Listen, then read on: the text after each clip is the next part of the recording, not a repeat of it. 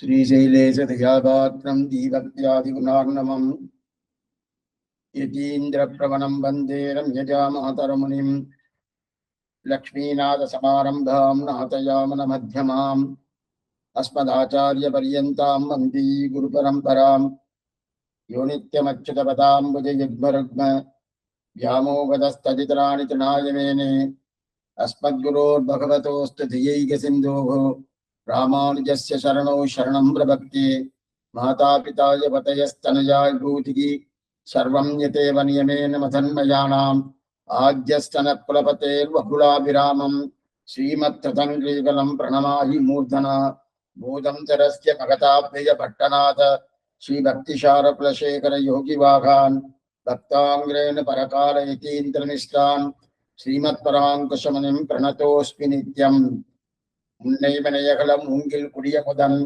பொன்னங்கடற்கமரப் போதிரண்டும் என்னுடைய சென்னிக்கனியாக தேற்றினேன் தென்புலத்தார்க்கு என்ன கடவுடையேன் யான் நயந்தரம் பேரின்பமெல்லாம் பழுதின்றி நன்னினர்பால் செயந்தரங்கீர்த்தி ராமானுஜமுனி தாளினமேல் உயர்ந்த குணத்து திருவரங்கத் தமுதோங்கு மண்பாலியம்பும் கலித்துறை அந்தாதி ஓதைசு நெஞ்சமே இனியன் குறை நமக்கு எம்பெருமானார் திருநாமத்தால் முனிதந்த நூற்றிட்டு சாவித்திரி என்னும் நண்பொருளை கலிதந்த சென்றுள் கலித்துறை அந்தாதி பாடித்தந்தான் புனிதன் திருவரங்கத் தமுதாகிய புண்ணியனே சொல்லிந்தவ கொண்டு உனதடிப்போதுக்கு தொண்டு செய்யும் நல்லன்பரேத்தும் நாமமெல்லாம் எந்தன்னாவினுள்ளே அல்லும் பகலம் அமரம் படிநல்கு அரிசமயம் வெல்லும் பரம ராமானுஜா இதியன் விண்ணப்பமே மண்மிசை யோனிகள் தோறும் பிறந்து எங்கள் மாதவனே கண்ணுல நிற்கிலும் காணவில்லார் உலகோர்களெல்லாம் அண்ணலி ராமானுஜன் வந்து தோன்றிய அப்பொழுதே நன்னறிஞானம் தலை கொண்டு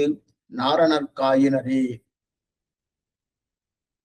இந்த பாசுரமானது ராமானுஜ நூற்றந்தாதிலே 41வது பாசுரம். இதற்கு முன்னாடி பாசுரம் என்பது ஆச்சரியமான சேமனல் வீடும் பொருளும் தர்மமும் சீரிய நற்காமமும் திரு உபதேசம் வந்தார். அப்ப காமமே புருஷார்த்தம் என்று தெரிவித்தார். அந்த காமமே புருஷார்த்தம் என்று சொல்லக்கூடிய உபதேசம் இருக்கு இல்லையா, அந்த உபதேசத்தை இந்த பாசுரத்தில் தெரிவிக்கிறார். வன்மிசை யோனிகள் தோறும் பிறந்து பகவான் ஒவ்வொரு யோனிகள் தோறும் அவதாரம் பண்ணுகிறார். எப்படி? மாதவனே மாதவனே எவகான் பிராட்டியோடு வந்து அவதாரம். எங்கள் மாதவனே கண்ணுல நீக்கரம் காணகில்லார். இந்த சம்சாரிகள்லாம் அந்த ஸ்ரீமன் நாராயண போய் சேவித்தான்னா சேவிக்கவே இல்லை. எத்தனையோ உபதேசம் பண்ணார், எத்தனையோ அவதாரம் பண்ணார். என் என்ற யோனியுமாய் பிறந்தாய் இமையோர் தலைவான்னு நம்மாழ்வார் தெரிவித்தார் போல அத்தனை அவதாரம் பண்ணாலும் அவளுக்கு அவதார பிரயோஜனம் பூர்த்தி ஆயிடுச்சுன்னா பூர்த்தி ஆகல. எங்கள் மாதாரணையை கண்ணுல இருக்கும் காணகில்லாரை ஒருத்தரும் சேவிக்கல. ஆனால் உலகோர்கள் எல்லாம் அண்ணலி ராமானுஜன் வந்து தோன்றிய அப்பொழுதே அவர் என்னென்ன அவதாரங்கள் எப்படி பண்ணி இந்த உலகத்தாரை திருத்தலம் என்பதற்காக எத்தனை முயற்சி பண்ணாரோ அந்த முயற்சி சபலமாகவில்லை. அந்த முயற்சியானது எந்தவித முயற்சியும் இல்லாமல் எந்தவித சிரமமும் இல்லாமல் சுவாமி ராமானுஜர் வந்து தோன்றிய அப்பொழுதே நன்னறிஞானம் தலை கொண்டு வந்து தோன்றிய பொழுதுன்னா தோன்றிய பொழுதேன்னு மனவாளம் அவங்களுக்கு தெரிவிக்கல. தோன்றிய காலத்திலே வந்து தோன்றிய அப்பொழுதே நன்னறிஞானம் பிறந்தது. அப்படிப்பட்ட என்ன எப்படி பிறந்தது? ஸ்ரீபாஷ்யம் என்ன, கீதா பாஷ்யம் என்ன, வேதார்த்த சங்கிரகம் என்ன, வேதாந்தம் தீபம் என்ன, இதன் மூலமாக பண்ணி அந்த உலகத்தில் இருக்கக்கூடிய அஜானத்தை எல்லாம் போக்கி ஞானத்தை பிரகாசிக்க வைத்தரணும். அப்ப இந்த நம் பிரயத்தனம் அந்த ஞானத்தை பெற முடியாது. நம் பிரயத்தனம் பண்ண முடியாது. அதான் நன்னறிஞானம் தலை கொண்டு நம் பிரயத்தனத்தால் அடைய முடியாத ஞானம் நன்னறு ஞானம். நம் பிரயத்தனம் அடைய முடியாத ஞானம். இந்த நன்னறு ஞானம் இன்னொரு அர்த்தம் வேற இருக்கு. என்னன்னா மாதவனே பிரயத்தனப்பட்டு அடைவிக்க முடியாத ஞானம். மாதவன் அவதாரம் பண்ணணும். மண்மிசை யோனிகள் தோறும் பிறந்து எங்கள் மாதவனே மாதவன் அவதாரம் பண்ணி கூட அந்த பிரயத்தனப்பட்டு அடைவிக்க முடியாத ஞானம், அந்த நன்னர் ஞானம், அப்பேற்பட்ட ஞானத்தை அப்பவே அப்பேற்பட்ட சிரமமான ஞானத்தை சுலபமாக கொடுத்தான்னு தெரிவிக்கிறார். அப்ப அவ ரொம்ப சிரமப்பட்டா பகவான் எப்படியா அவளை கொண்டு வரணுமே, கொண்டு வரையே நான் கூட இருந்து அர்ஜுனே வரலையே, அதுக்காக சுலபமாக கொடுத்தாருன்னு தெரிவிக்கிறார். அப்ப சேத்தனம் சகல சேத்தனங்கள் எல்லா சேத்தனங்களுக்கும் பிரகாரமாக தான் பிரகாரியாக இருக்கிறபடி நன்னறிஞாலம் தலை கொண்டு நாரணர்காயினரே, நாரணர்க்கு நாராயணன் இருக்கு இல்லையா, அந்த நாராயணன் என்பதுதான் மருவி நாரணன் வந்திருக்கு. நாராயணன் என்கிற சப்தம் தான் மருவி நாரணர்காயினரே. என்னமாச்சு, சேத்தனா சேத்தங்களுக்கு தான் பிரகாரியாக இருக்கிறபடியாலே நாரணன் பிரகாரி பிரகாரம். அப்ப சகல சேத்தனங்களும் பிரகாரங்கள், நாம் அத்தனை பேரும் பிரகாரங்கள். பகவான் நாராயணன் ஆத்மா. ஏன்னா அவன்தான் ஆத்மா, நாமெல்லாம் சரீரம். நாராயணன் தான் சுவாமி, நாமெல்லாம் தாசர்கள். அவர் தான் சேஷி, நாம சேஷபூதர்கள். இத்தனை சம்பந்தம் இருக்கணும். இந்த சம்பந்தத்தை உரைத்தார் சுவாமி ராமானுஜர். நாரங்களுக்கு அயனம் என்கிற சம்பந்தம், அந்தர்யாமி பகவான் என்கிற சம்பந்தம், அதுதான் சரீராத்ம சம்பந்தம். வியாபக சம்பந்தம், தாரிய தாரக சம்பந்தம். இது எல்லா சம்பந்தத்தையும் பகவான் இந்த சம்பந்தத்தோடு இருக்கான்னு ராமானுஜர் உரைத்தபடியாலே நன்னறிஞானம் தலை கொண்டு நாரணர் காயினரே. அதன் பிறகு நாரணனுடைய திருவடிகளை இவர்கள் எல்லாம் பற்ற வைத்தார் சுவாமி ராமானுஜர். சுலபமாக பற்ற வைத்தார். சுவாமி விஸ்வசிகாமலியாக இருக்கக்கூடிய மணவாளனுடைய அவதாரிகை என்ன, அதே போல இருக்கிற பதபதார்த்தங்கள் அதை கடந்த காலட்சத்தில் அனுபவிக்க பெற்றோம். இப்ப நம்ம திரிலோகஞ்சேவுடைய வியாக்கியான அவதாரிகை ஏற்கனவே வாசிச்சிட்டேன்னு நினைக்கிறேன், மறுபடியும் வாசிக்கிறேன். அதாவது 41ஆம் பாட்டு கீழ்ப்பாட்டிலே எம்பெருமானார் பண்ண உபதேச வைபவத்தை சொல்லி இப்பாட்டிலே பூலோகத்தில் பிரகிருதி பரவசராயிருக்கிற சேதனரை ரட்சிக்கைக்காக சர்வேஸ்வரன் மனுஷ திரியக்கு ஆத்தியன தேக பரிகிரகம் பண்ணி எல்லாருக்கும் சுலபமாய் கண்ணுக்கிழக்காய் என்றால் இவன் சாதி பரித்திராட்டமாக அவதரித்தான் என்று அறியமாட்டாத லௌகிகர்களே, இப்படி நம்மளை கூப்பிடுறார். லௌகிகர்களே, நமக்கு பிதாவான எம்பெருமான் அவதரித்த பின்பு அவர் பிரசாதத்தாலே சம்யஜான நிஷ்டராய் நாராயணனே தங்களுக்கு சர்வ பிரகாப்தாத்தாலும் வகுத்த சேஷி என்று தெரிந்து அவனுக்கு தங்களை சேஷமாக்கி வைத்தார்கள் என்று அருளி செய்கிறார். இது அவதாரிகை. பார்த்துவோம் என்னன்னு. அதாவது கண்ணுரலிக்கிறோம் காணவில்லார் அப்படின்னார். இதுக்கு முந்தின பாட்டு சேமனல் வீடும் 40வது வசனம், சேமனல் வீடும் பொருளும் தர்மமும் சீரிய நற்காமமும். அந்த நற்காமம், அந்த சீரிய நற்காமம் தான் புருஷார்த்தம், காமம் தான் புருஷார்த்தம் சொன்னார். அப்ப மத்த மூணு என்னது, சேமனல் வீடு, பொருள், தர்மம். இந்த மூணு என்னது, அதன் பின்னே செல்லும் என்கிற வைபவத்தை நமக்கு கீழ்ப்பாட்டிலே தெரிவித்தார். இப்ப இப்பாட்டுல என்னன்னா, நாமெல்லாம் பிரகிருதிக்கு வசப்பட்டுப்போம். பிரகிருதினா பஞ்சபூதங்களால் ஆக்கப்பட்டது பிரகிருதி, முக்குணங்களால் ஆக்கப்பட்டது பிரகிருதி. அந்த பிரகிருதிக்கு வசப்பட்டிருக்கிறவர்களே இந்த ஜீவாத்மாக ரட்சிக்கிறவனும் இதைத்தான் பிரலோகாச்சாரியர் தெரிவிக்கிறார். திருவாத் விபூதிகளே பரிபூர்ண அனுபவம் நடவானிட்டு உண்டதொரு காட்டாமைன்னு பெரிய சூத்திரம் ஸ்ரீவச்சன பூஷணத்தை இது சொன்னா. அப்ப பகவான் அதெல்லாம் பண்றதுக்காக பகவான் கீழே இறங்கி வந்து அவதாரம் பண்ணார். அப்ப அவதாரம் பண்ணி முதல்ல என்ன பண்ணார், கரணகலேபரன்னு கொடுத்தார். ஏன்னா அச்சித்துக்கு சமானமாக நம்ம படுத்துட்டு. ஏன்னா பழைய காலத்துல எப்படி இருக்கும், அச்சித்துக்கும் நமக்கும் சம்பந்தமே தெரியல. அந்த மாதிரி அந்த அச்சித்து எப்படி கிடக்கும் அது மாதிரி இருந்தது. அதனால கரணகலேபரம் கொடுத்து, அது கொடுத்தா மட்டும் போராது. கரணகலம் இந்திரியங்கள் என்ன, சரீரங்கள் என்ன. ஏன்னா இந்திரியங்கள் இருந்தா தான் நம்மளால பார்க்க முடியும், கேட்க முடியும், எல்லாம் பண்ண முடியும். சரீரம் இருந்தாதான் மற்ற காரியங்களை பண்ண முடியும். அப்ப இந்திரியங்களும் கொடுத்து சரீரத்தையும் கொடுத்து, அதை கொடுத்தா மட்டும் போராது. அடுத்து மேற்கொள்ளணும், எதை பண்ணணும், எப்படி பண்ணணும், எது கூடாதுன்னு தெரியுமணும். அதற்காக சாஸ்திரத்தை கொடுத்தான். சாஸ்திரத்தை கொடுத்தும் நம்ம கிட்டக்க போகாதபடியாலே தானே அவதாரம் பண்ணினோம். அவதாரம் பண்ணினும் இத்தனை நிலையை இதை பண்ணார். பண்ண ஒண்ணுக்கு அப்புறம் என்னன்னா, சரி சுவாமி இவ இந்த மாதிரி பண்ணா கூட அந்த அவதாரம் பண்ணியும் பிரயோஜனம் இல்லை. அவதாரம் பண்ணியும் பிரயோஜனம் இல்லை. ஏன்னா இதெல்லாம் இத எப்படின்னா, இந்த அவதாரிகை இருக்கு, இதே அவதாரிகை தான். அவதாரிகை என்ன, முன்னுரை அப்படின்னா நம்ம எங்க எடுத்துனாலும் சரி, அது எந்தெந்த கிரந்தி அநேகமா குரு பரம்பரை ஆறாயிரப்படி ஆச்சாரிய அவதாரிகை இதெல்லாம் ஒரே அவதாரிகை தான் இருக்கும். பகவான் முதல்ல நமக்கு முதல்ல அவன் கரணங்களை எடுத்து கொடுத்தான், அடுத்து சாஸ்திரத்தை கொடுத்தான், அதற்கு மேற்கொண்டு தானே அந்த சாஸ்திரத்துக்குள்ளே எல்லாருக்கும் பொதுவான சாஸ்திரத்தை கொடுத்தான். அதன் பிறகு பொதுவான சாஸ்திரத்தை கொடுத்தால் இன்னார் இன்ன ஜாதி, இன்னார் இன்ன ஜாதி, இன்ன வர்ணம், வர்ணத்தில் வித்தியாசம் இருக்கிறபடியாலே பொதுவான சாஸ்திரம் கொடுத்தா பிரயோஜனம் இல்லைன்னு சொல்லி மேற்கொண்டு என்ன பண்ணான், அவளுக்கு இன்னென்ன சாஸ்திரம் இன்னென்னபடி இன்னென்னபடி பிரித்தான். பிரித்ததுக்கு அப்புறம் கூட அப்ப கூட இவாள்லாம் ஒன்றும் சரியா வரலையே சுவாமி, இவ சாஸ்திரம் கற்பதற்குண்டான யோக்கியத்தை இல்லையே சொல்லி மேற்கொண்டு சாஸ்திரத்தின் சாரார்த்தமாக இருக்கிற தாற்பனுடைய தத்துவார்த்தமாக இருக்கக்கூடிய அந்த திருமந்திரத்தை நமக்கு உபதேசம் பண்ணோம். திருமந்திர உபதேசம் பண்ணியும் நம்ம திருந்தாதபடியாலே இனி பிரயோஜனம் இல்லைன்னு தானே அவதாரம் பண்ணோம். வந்து குதித்து அவதாரம் பண்ணியும் அப்போ நம்ம திருந்தாதபடியாலே பார்த்தார், இனி நம்ம இதோ தப்பு பண்ணியிருக்கோம்.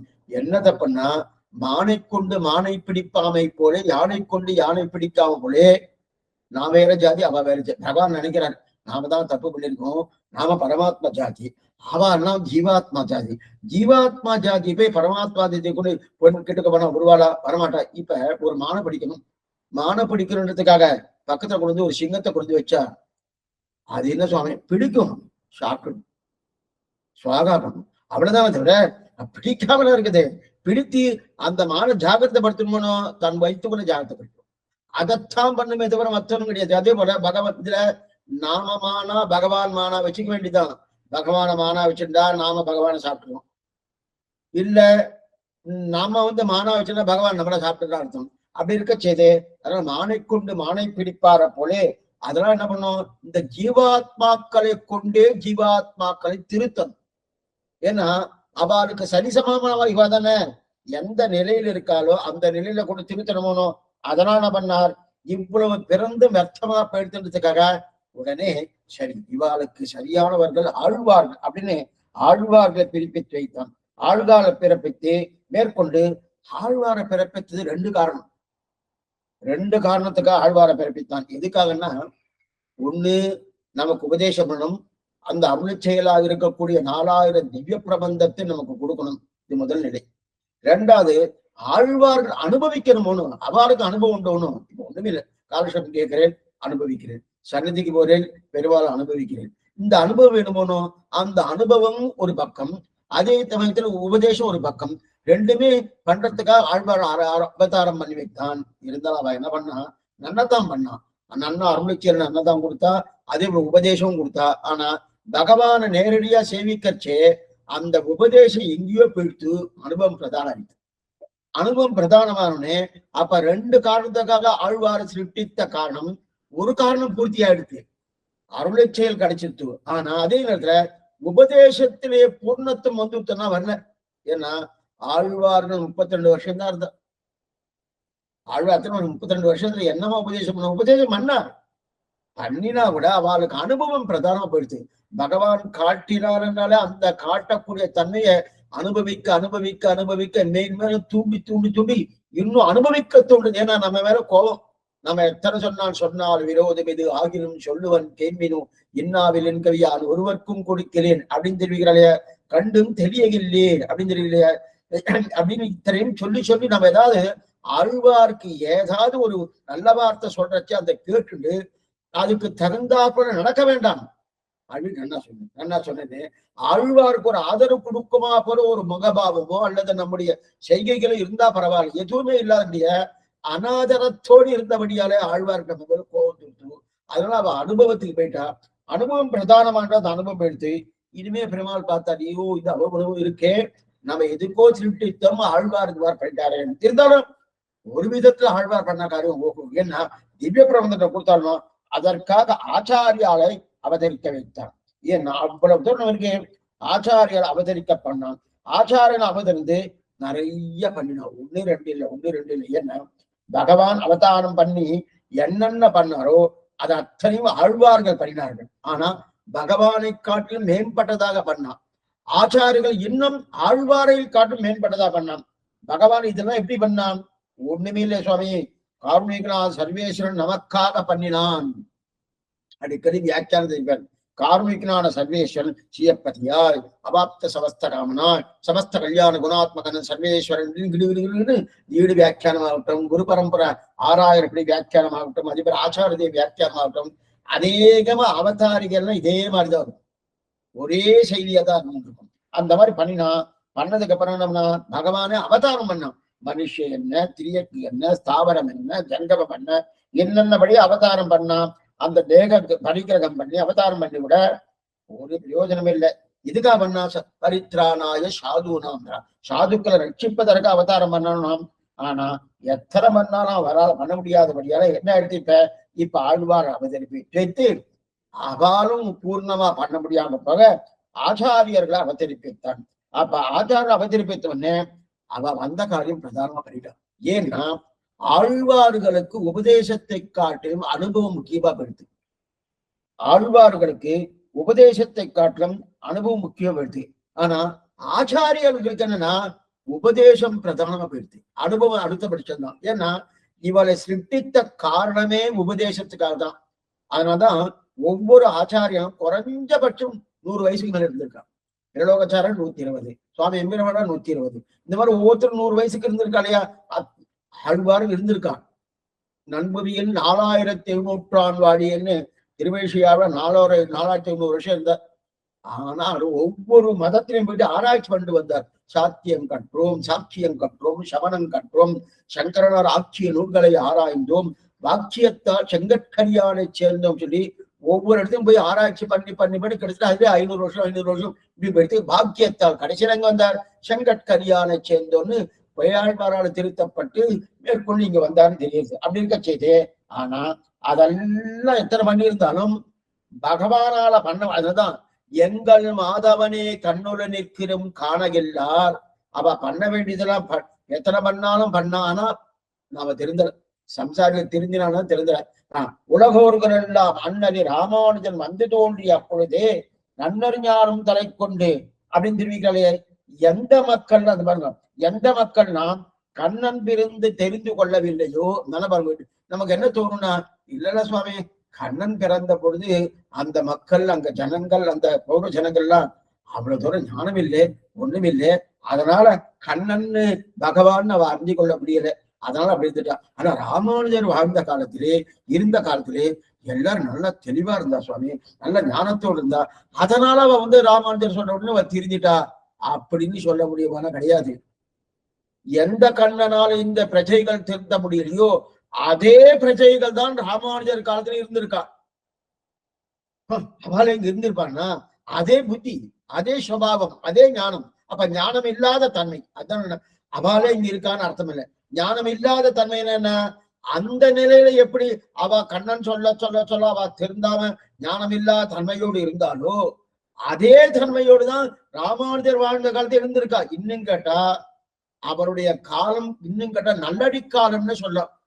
பகவான் அவதாரம் பண்ண காலம் நல்லடி. ஏன்னா 10 அவதாரம் பிரதானம் எடுத்துட்டா விட முதல் 5 அவதாரம் கிருத்தயுகம். மத்ஸ்ய கூர்ம வராக நாரசிம்ம இந்த அவதாரம் கிருத்தயுகத்தில் அவதாரம் பண்ணுது. நல்லடி காலம் கலங்குவாரும் கிடையாது, கலக்குவாரும் கிடையாது. ஆனா நல்லடி காலம் கிருத்தயுகம். மேற்கொண்டு துவாபர யுகம். துவாபர யுகமோ ராவண அவதாரம் பண்ணணும், அங்கும் கிட்டத்தட்ட நல்லடி காலம். அது அடுத்து திரேதாயுகம். திரேதாயுகத்துல ராமன், துவாபரகத்துல கண்ணன். அப்படி இருக்க செய்து இந்த 3 யுகங்களும் இந்த கலியுகத்தை போல மோசம் அல்ல. இந்த கலியுகம்னாலே இருந்தருமா ஞானம்னு எல்லாரும் சொல்ற. சுவாமி களி படுத்துற பாடு, களி கடுத்துற பாடுன்னு சொல்றாளோ, அந்த கலியுகத்துல ராமானுஜர் திருத்திருக்காரு. ஏன்னா அன்னைக்கே சுவாமி பகவானால திருத்த முடியாத அவனை கலியுகத்துல திருத்திருக்கா. இதுதான் பெரிய பெருமை. ஏன்னா அது கிருதயுகம், திரேதாயுகம், துவாபர யுகம், நல்லடி காலம். காலமும் நல்ல காலம். இன்னைக்கு இருக்கிற சமங்கள்லாம் அன்னைக்கு கிடையாது. அது மட்டுமல்ல, அன்னைக்கு பகவான்னு சொன்னா கையெழுத்து தொடக்கூடியவர் நிறைய பேர் இருந்துடா.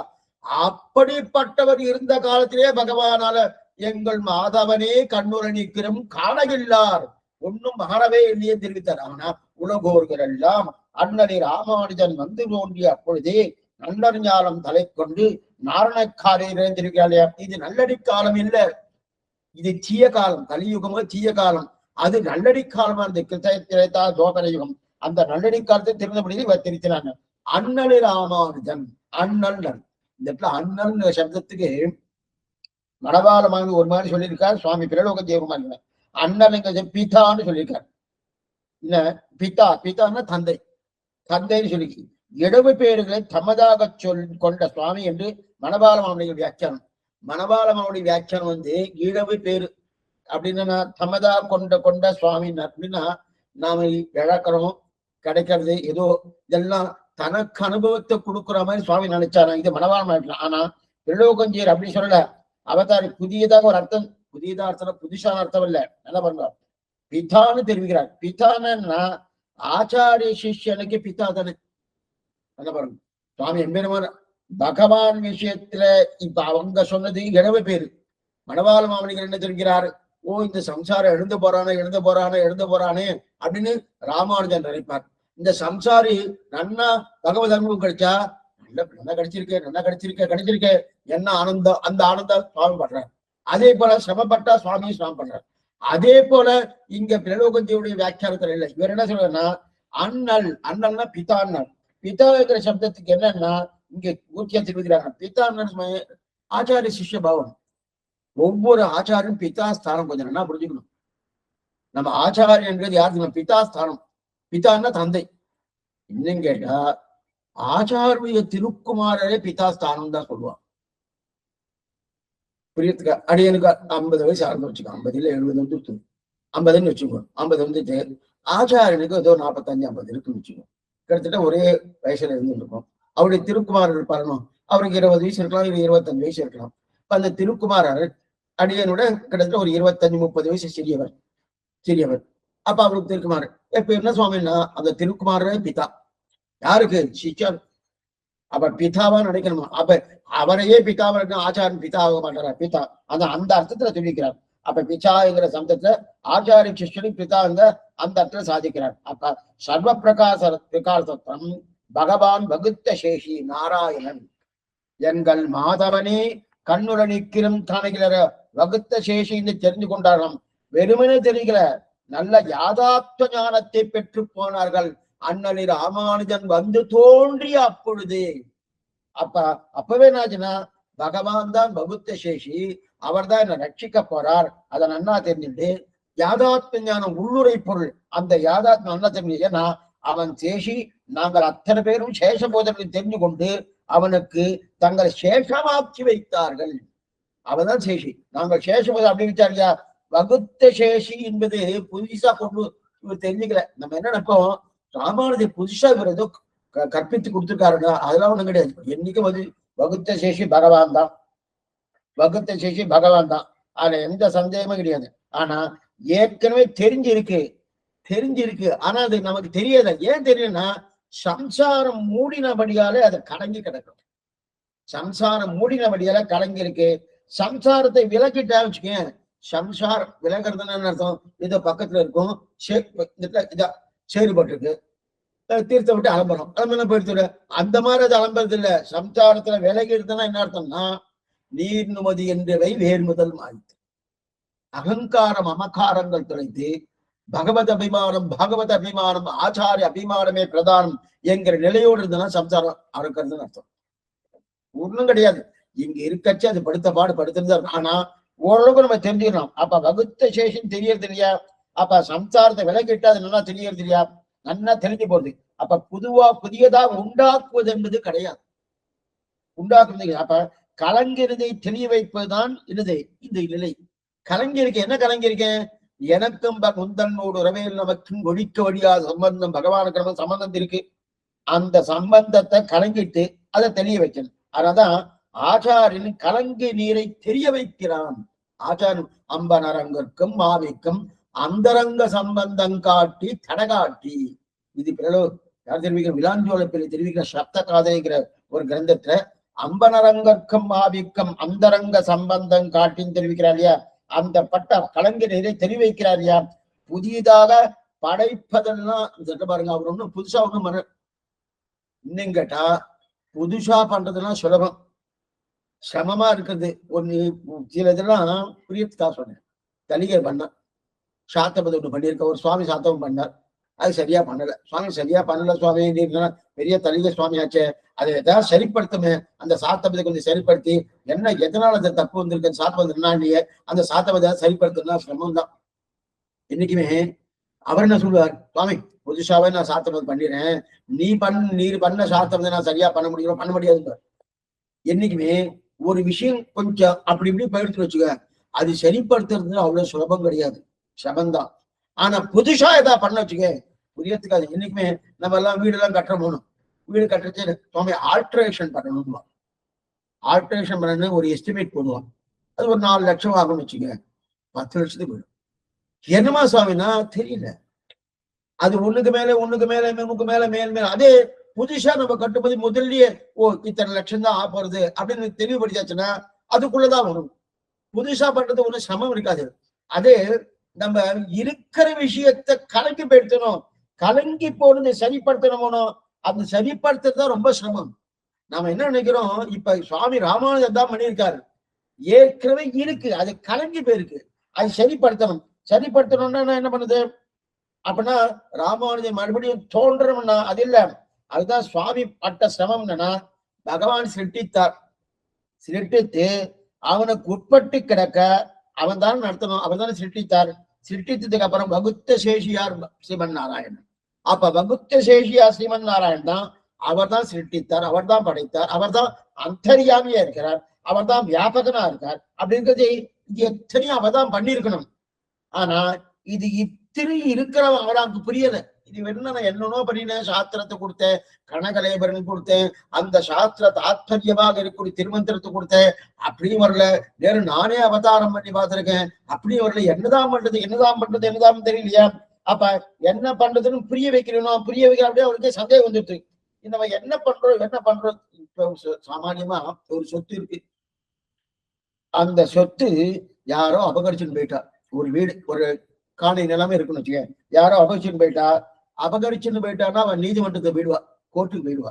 நீதிமன்றத்துக்கு போயிட்டான்னா அங்க வாதாடிவா, அவ யாரு அபகரிச்சுன்னு போயிட்டா அவ வாதாடணும், என் சொத்துன்னு தன்னை வாதத்தை வைப்பா.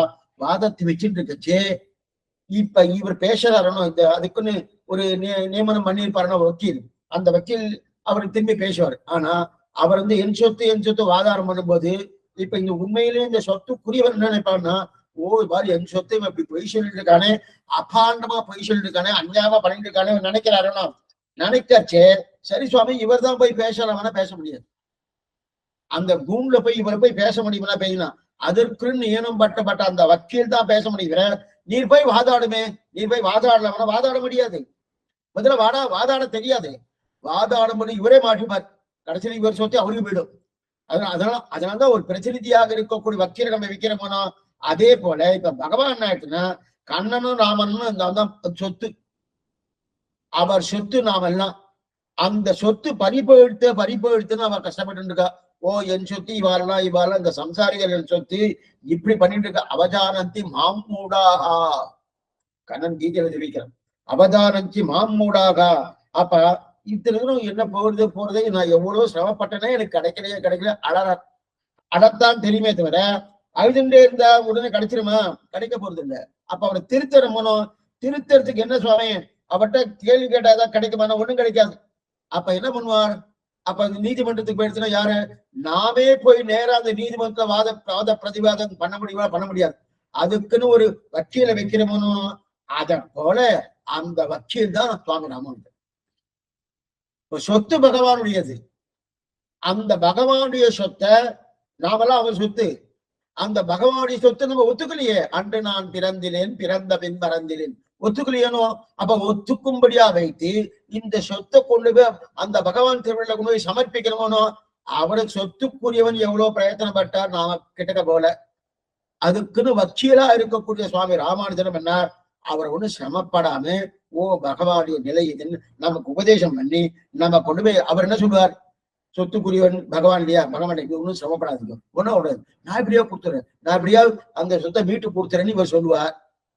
அவ என்ன பெருவா என்ன சொல்லுவா, பகவான் இல்ல உனக்கு என்ன சுவாமி, உங்க சொத்து முடிஞ்ச கிடையாதுனோ, என் சொத்தாச்சு, எனக்கு தானே சிரமம். வாஸ்தவம் தான், உன் சொத்து தான், உனக்கு தான் சிரமம். உனக்கு தான் சிரமமா இருந்தா கூட அந்த சமத்தை போக்கத்தானே நான் எத்தனை பிரயத்தனம் பண்ணுவோம் பிரயத்தனம் பண்ணி அந்த சொத்தை உன்னுடையட்டு கொண்டு வந்து சேர்த்துறேன் அப்படின்னு தெரிவிக்கிறா இல்லையா?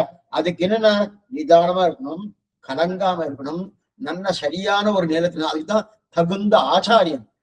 அதனாலதான் அம்பனரங்கற்கும் ஆவிக்கும் அந்தரங்க சம்பந்தம் காட்டி அப்படின்னு தெரிவிக்கிற இல்லையா? அது நிதானமா இருக்கு பண்றா இல்லையா? அந்த சொத்து அவர்கிட்ட போகணும். அவர்கிட்ட போகணும்னா அதுக்கு யாரோ ஒருத்தர் வாதாடுறானோ கருணையோடு வாதாடணும். அது மட்டும் இல்ல, ஸ்ரத்தையோடு வாதாடணும், அந்த கவலை இல்லாம வாதாடணும். இதெல்லாம் பண்ணணும். அதெல்லாம் பண்ணக்கூடியதுதான் ராமானுஜன். அந்த தைரியத்தான் அகாத பக்தி, பகவத் பக்தி சித்தவே கலக்க வண்ணாத நன்ன ஆச்சரியமா இருக்கக்கூடிய சமுத்திரம்னு நாதமுனி எடுத்துக்கிறார். நாதமுனிக்கு அகாத பகவத் பக்தி சிந்தவே, அகாத பகவத் பக்தி சித்தவே அளவந்தார் நாதமுனியை தெரிவிக்கிறார்களோ அதே போல கலக்க முடியாதான் திருக்குறுங்குடி நம்பி ராமானுஜத்தை கேட்கிறார்.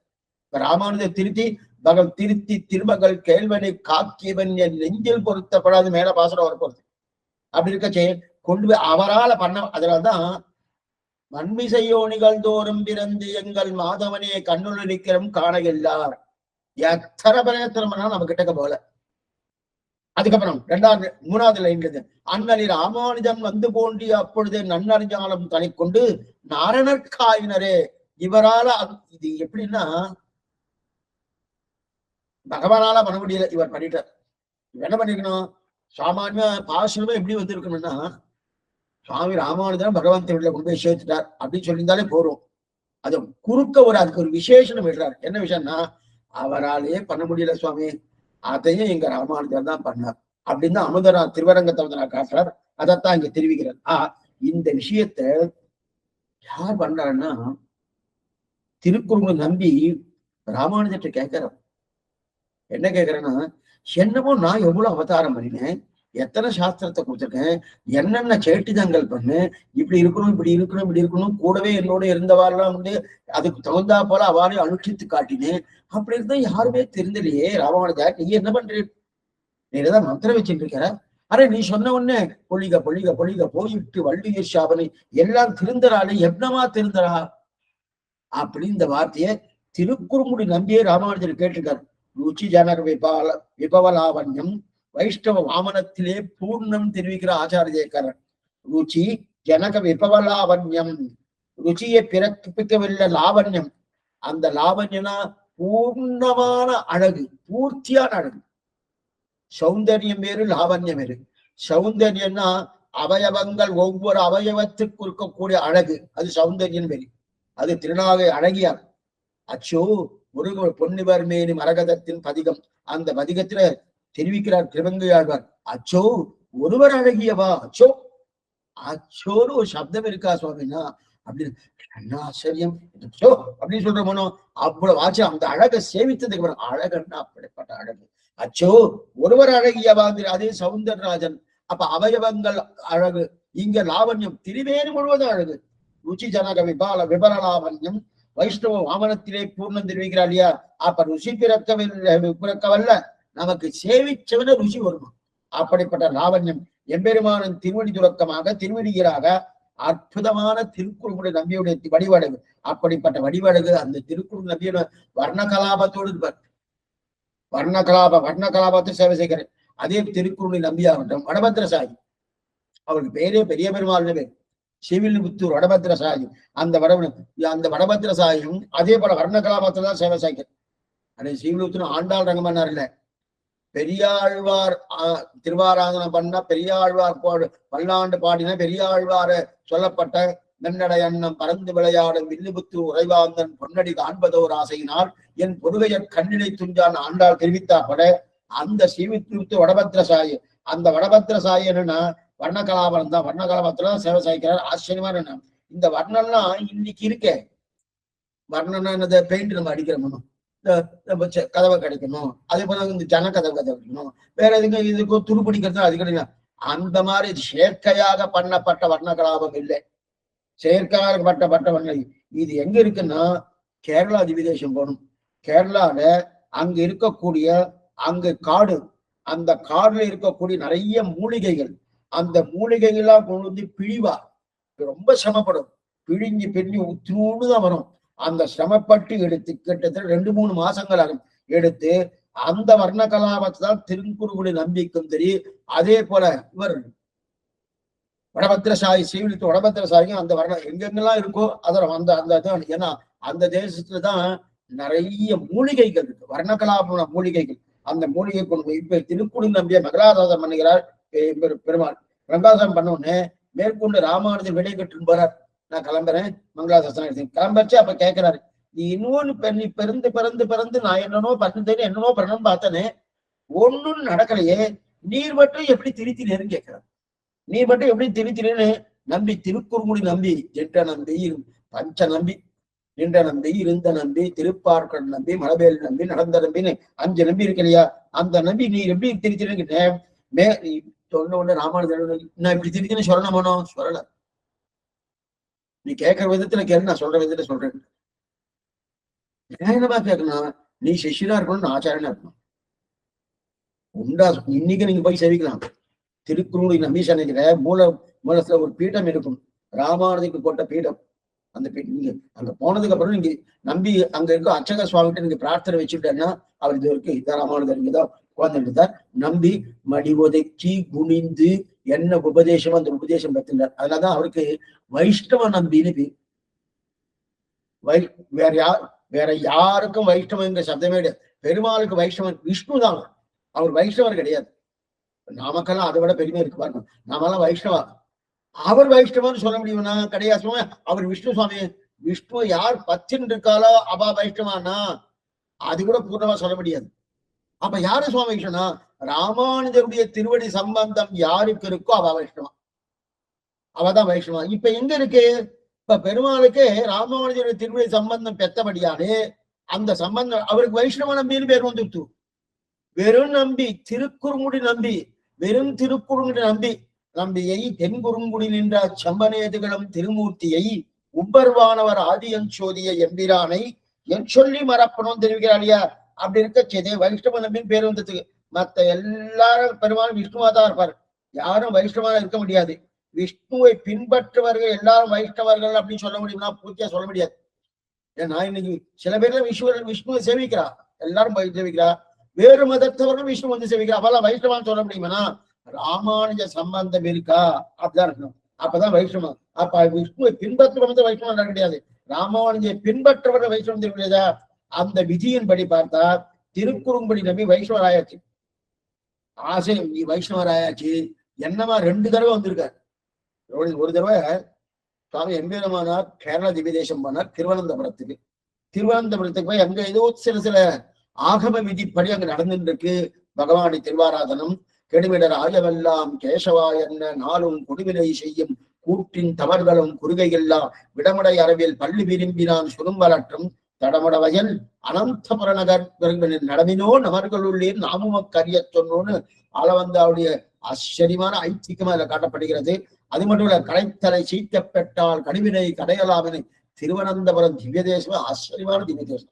அங்க போய் பெருக்கினா போருமா, அங்கெல்லாம் அவ வந்து அந்த விளக்கமாக கொடுப்பாங்க. பெருக்கியாச்சுன்னா நம் பாவங்கள் பெருக்கப்படுகிறது. கடைத்தலை சீக்கப்பெற்றால் கடுவினை கடையலாமைன்னு தெரிவிக்கிறார். அந்த திவ்யதேசத்துல நம்முடைய சம்பிரதாயத்தின்படி நம்முடைய ஆகமத்தின்படி அங்க பகவானுடைய ஆராதனை நடக்கணும். அதுக்காக அங்க போயிருந்தார். போன உடனே பகவான் திருவுருள பத்தாதபடியார் என்ன பண்ணார், அங்கிருந்து ராத்திரியா சுவாமி ராமானுஜரை நேர கொண்டு வந்து திருக்குறுங்குடி வட்டப்பாறைன்னு இருக்கு, நீங்க கேட்டுக்கலாம். வட்டப்பாறைன்னு இருக்கு. அது என்ன, இந்த மலைக்கு போறோமோ மலை மேல் நம்பி சேவிக்க போறோமோ அந்த சேவிக்க போறச்சே அது குறுக்க போனா வட்டப்பாறை வரும். அந்த இடத்துல சுவாமி என்ன பண்ணார், திருவனந்தபுரத்துல திருக்குறுங்கு அங்கதான் கொஞ்சம் வேசிட்டார். அங்க ஒரு மேற்கொண்டு அனுஷ்டானம் பண்ண தீர்த்தமாடியாச்சு. இப்ப நீங்க போய் சேவிக்கலாம், அங்க சன்னதியே இருக்கு. தீர்த்தமாடியாச்சு. தீர்த்தமானதுக்கு அப்புறம் திருமண் காப்பு சாத்தணும். திருமண் காப்பு குழைச்சு கொடுக்கறது வடுக நம்பிதான். அந்த வடுக நம்பி குழைச்சு கொடுக்கறணும். உடனே வடுகான்னு கூப்பிட்டுருக்காரு. கூப்பிட்ட உடனே திருக்குறுங்குடி நம்பி என்ன பண்ணாருனாவோ வடுக நம்பி அங்கே இருக்கா, இவதான பண்றாரு. இந்த நாடகத்தை எல்லாம் நடத்தேற்றது திருக்குறுங்குடி நம்பிதான். அதனால என்ன பண்ணார், இவர் பண்ணார் வடுகனை இல்லையே நாமே வடுகனா போவோம்னு நேரா வடுகன மாதிரி வேஷமிட்டு கொண்டு நேரா வந்து சுவாமிக்கு திருவன் காப்பை குழைத்து கொடுத்து மேற்கொண்டு பண்ணார். அப்ப சிஷ்யர் ஆயிட்டார். இது ஒரு இடம். இன்னொன்னு என்ன ஆயிடுச்சுன்னா, நேர பெருமாள் போய் சேவிக்க போறார். சேவிக்க போச்சே. அப்ப நீ சொன்னா மட்டும் எல்லாம் கேட்கிறாரு, நான் சொன்னா கேட்கறது இல்லையே, என்ன நீ மந்திரம் வச்சிருக்கேன்னு கேட்டாரு. அப்ப நீ கொடுக்குற விஷயத்தை நீ கேட்கிற விதத்துல கேளு, நான் சொல்ற விதத்தை சொல்றேன். என்ன பண்ண, நீ சிஷ்யனாருன்னு ஆச்சாரனா இருக்க. அப்பதான் ஆசனத்தை கொடுத்தா உட்கார்ந்து சொன்னார். ஒண்ணுமில்லே, நீ என்ன சொல்லிட்டு இருக்க, நான் பெரியவன் நான் பெரியவன் சொல்லிட்டு இருக்கேன், நானும் அதான் சொல்லிட்டு இருக்காங்க. இப்ப ரெண்டுமே ஒண்ணு தானே. நான் பெரியவன் நான் பெரியவன் சொன்னாலும் நீ சொன்ன ரெண்டும் ஒண்ணு தானே. இல்ல இல்ல, நீ சொல்றது நான் பெரியவன் சொல்லிட்டு இருக்கேன், நான் என்ன சொல்றேன், அவன் பெரியவன் சொல்றேன்.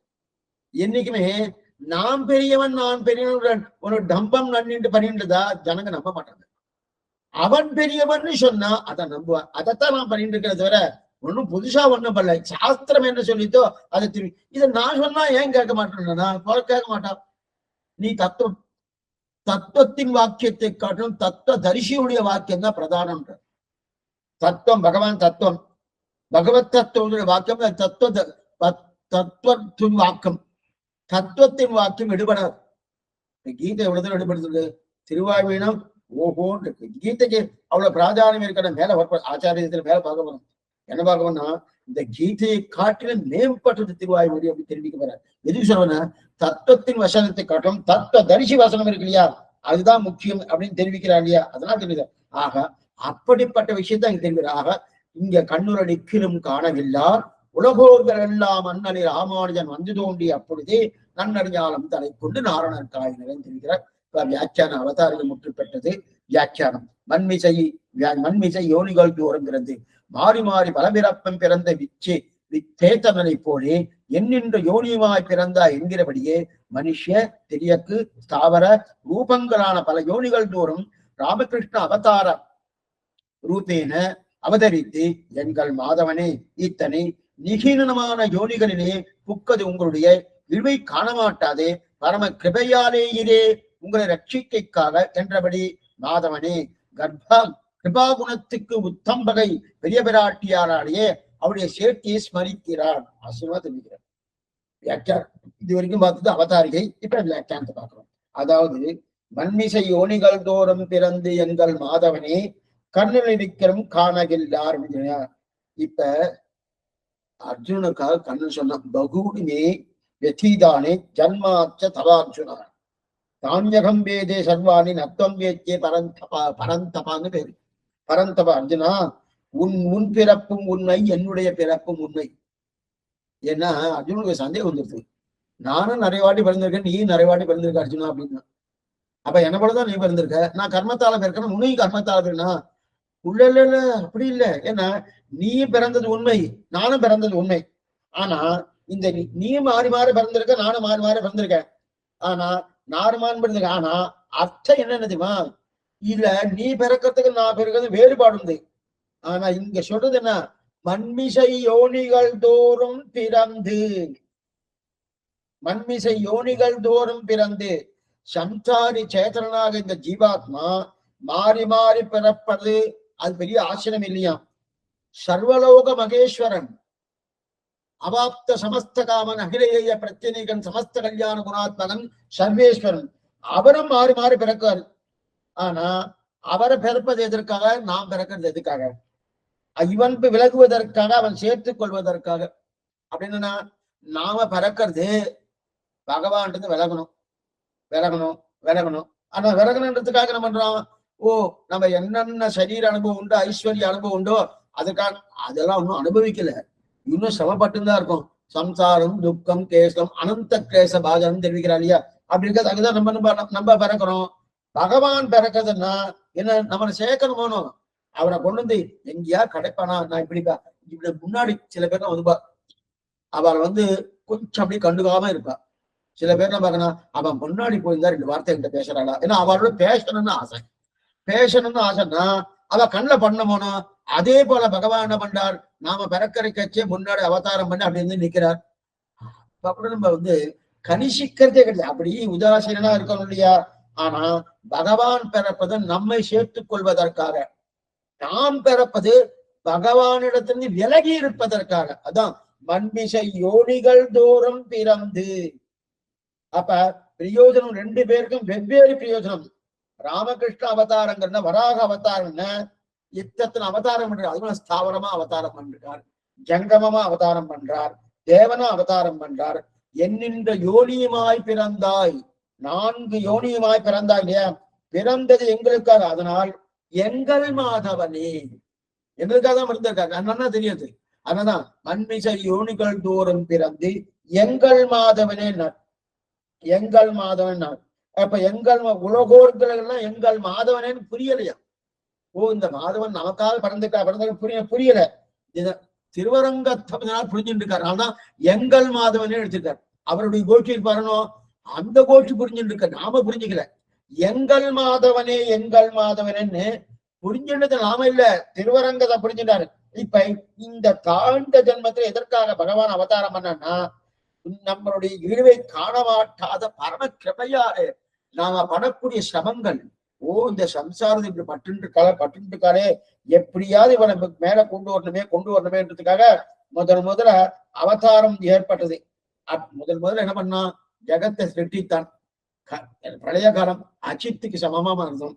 ஜெகத்தை சிருஷ்டித்தான்.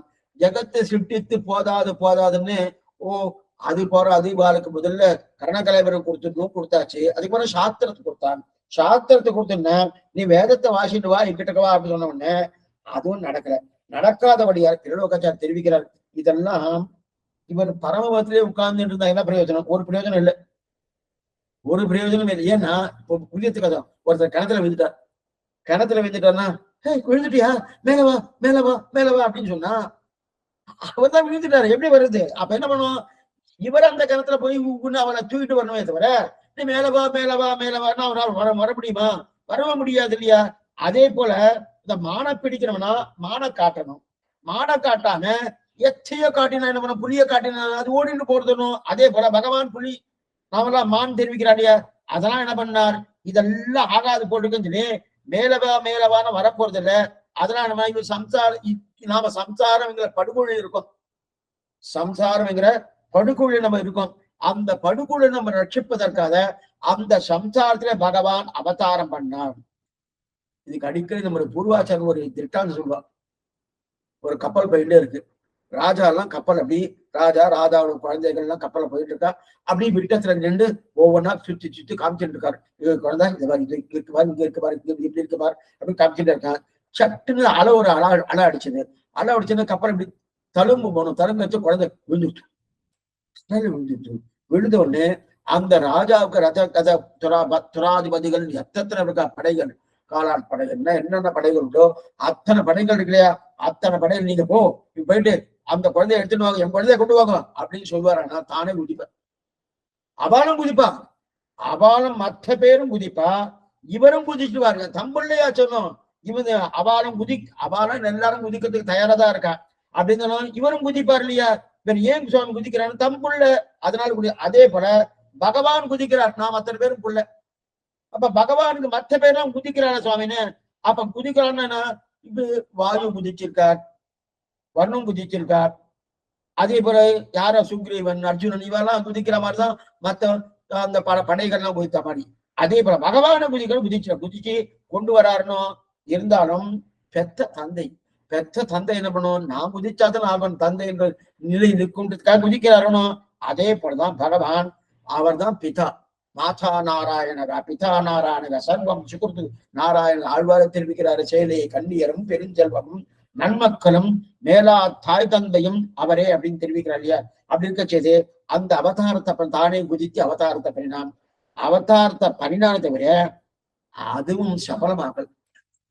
சரி, அவதாரம் பண்ணா யாரோ கிடைச்சான்னு சபலமாகல. ஏன் சுவாமி கிடைக்கலன்னா, மான பிடிக்கிறதுக்கு நான் கொண்டு போய் புளிய கொண்டு போய் வச்சா, அப்ப மான பிடிக்கிறதுக்கு மான வச்சிருக்கிறது, புளிய கொண்டு போய் வச்சா அதான் நம்ம பரமாத்மா ஜாதி வேறு, ஜீவாத்மா ஜாதி வேறு.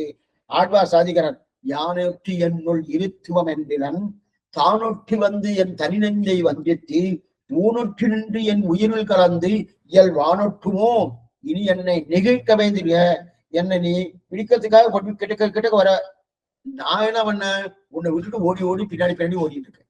நீ எப்படிலாம் இவனை பிடிக்கலான்னு, நான் எப்படிலாம் தப்பிக்கலான்ற நிலையில இருந்திருக்கணும். அதைத்தான் இங்க தெரியாது. யானொற்றி என்னுள் இருத்துவம் என்றிலன் அப்படின்னு தெரிவிக்கிறார் இல்லையா. பகவான், நீ தாய் பூனையா வந்தார். உன்னை தாய் நீ தாய் பூனை, அப்ப நான் என்ன பண்ணிருக்கணும், என்ன குட்டி பூனைன்னு நினைச்சிருக்கணும். பகவான் தாய் பூனை, என்ன நான் குட்டி பூனைன்னு நினைச்சிருக்கணும். நான் என்ன நினைச்சிட்டேன், அந்த எலின்னு நினைச்சிட்டேன். அது என்ன கொல்ல வருது போல் இருக்கு, வெள்ள வருது போல் இருக்கு, எலின்னு நினைச்சிட்டேன். அப்ப அந்த தாய் பூனை பகவான் நான் குட்டி பூனை நினைச்சிருந்தா, அப்ப பகவான் பக்கத்துல போயிருவோம், என் தாயாரத்துல பக்கத்துல போயிருப்பேன். நான் நினைச்சதை என்ன நினைச்சேன், எலின்னு நினைச்சிட்டேன். எலி நினைச்சா பூனை வந்தா போய் ஒடுங்கிட்டு போகணும், அதான் தெரியும். அப்ப இப்படி இருக்க செய்து, அப்ப உன்னை ஒட்டி கொண்டு வந்துட்டு இருக்க நீ வெட்டின்னு போறேன். நீ ஒட்டிட்டு வந்துட்டு இருக்க, நான் வெட்டி கொண்டு. ஏன்னா என் பாவத்தை பார்த்து நீ கிட்டக்க வர, என் பாவத்தை பார்த்து எப்படியா உன்னை சேர்க்கணுமே. நான் என்ன பண்ண, வெட்டிண்டு பண்ண. அதனாலதான் பகவானே அவதாரம் பண்ணார். அது சபலம். ஏன்னா ஜாதி வேறு, இந்த ஜாதி வேறு. அதனால ஆத்மாக்களை கொண்டே இந்த ஆத்மாக்களை திருத்துவோம்.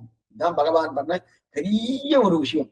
ஆத்மாக்களை கொண்டே ஆத்மாக்களை திருத்துவோம் என்பதற்காக தான் ஆழ்வார்களை அவதரிப்பித்தான். அந்த ஆழ்வார்களை வைத்து சம்சாரங்களை திருத்துவம் என்று ஆழ்வார்களை பிறப்பிக்க அவர்களும் நன்னா பிறந்தா பாடினா 4000 தீப அருளிச்செயல் பூர்ணம் பண்ணா. ஆனா நன்னா பாடினா பாடி இருந்தாலும் அவளுக்கு என்னது அனுபவம் ஆயிடுச்சு. 2 பேரை கொடுத்தான் பகவான் அவளுக்கு. ஒன்னு அனுபவம், மற்றொன்னு என்னது இந்த இவாளை திருத்துறது. அவ அனுபவத்துல பிரதானம் போயிட்டா. அனுபவத்துல பிரதானம் போனபடியாலே இனிமே இவாளை வைத்துக் கொண்டு ஆகாது.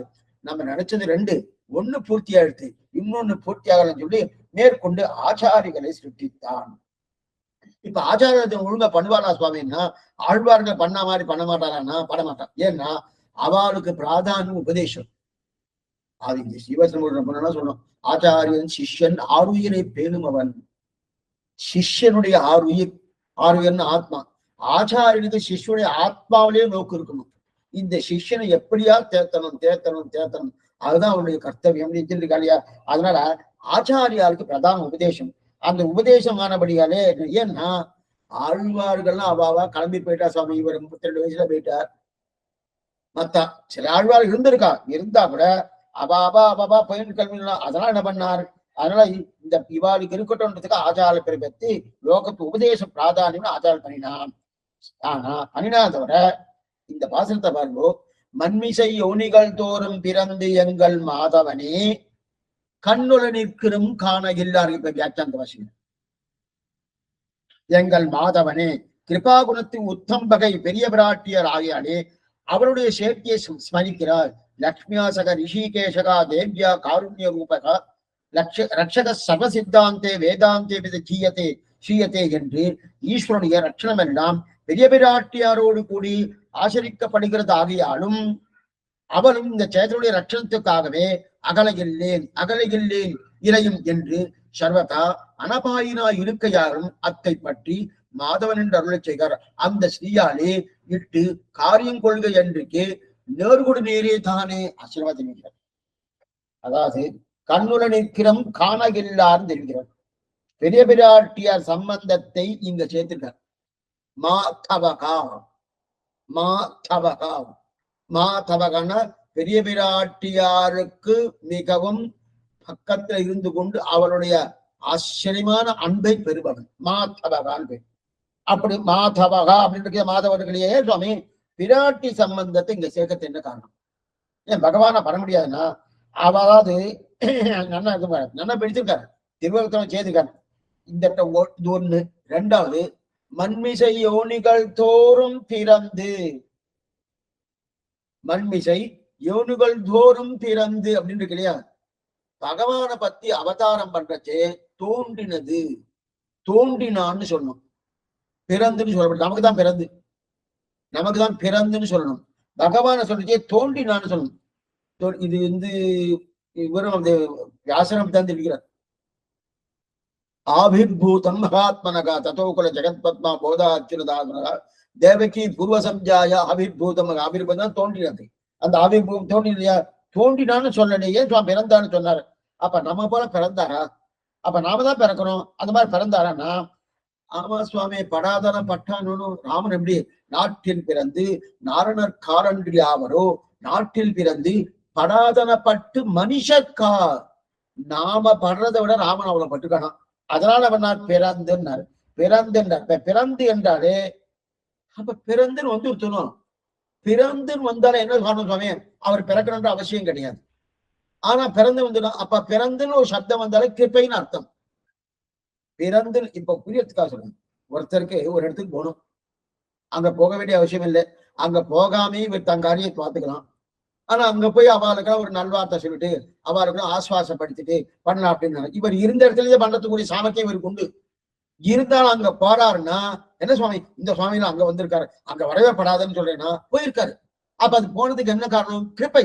அதே போல பகவான் அவதாரம் பண்ண வேண்டிய அவசியமே கிடையாது.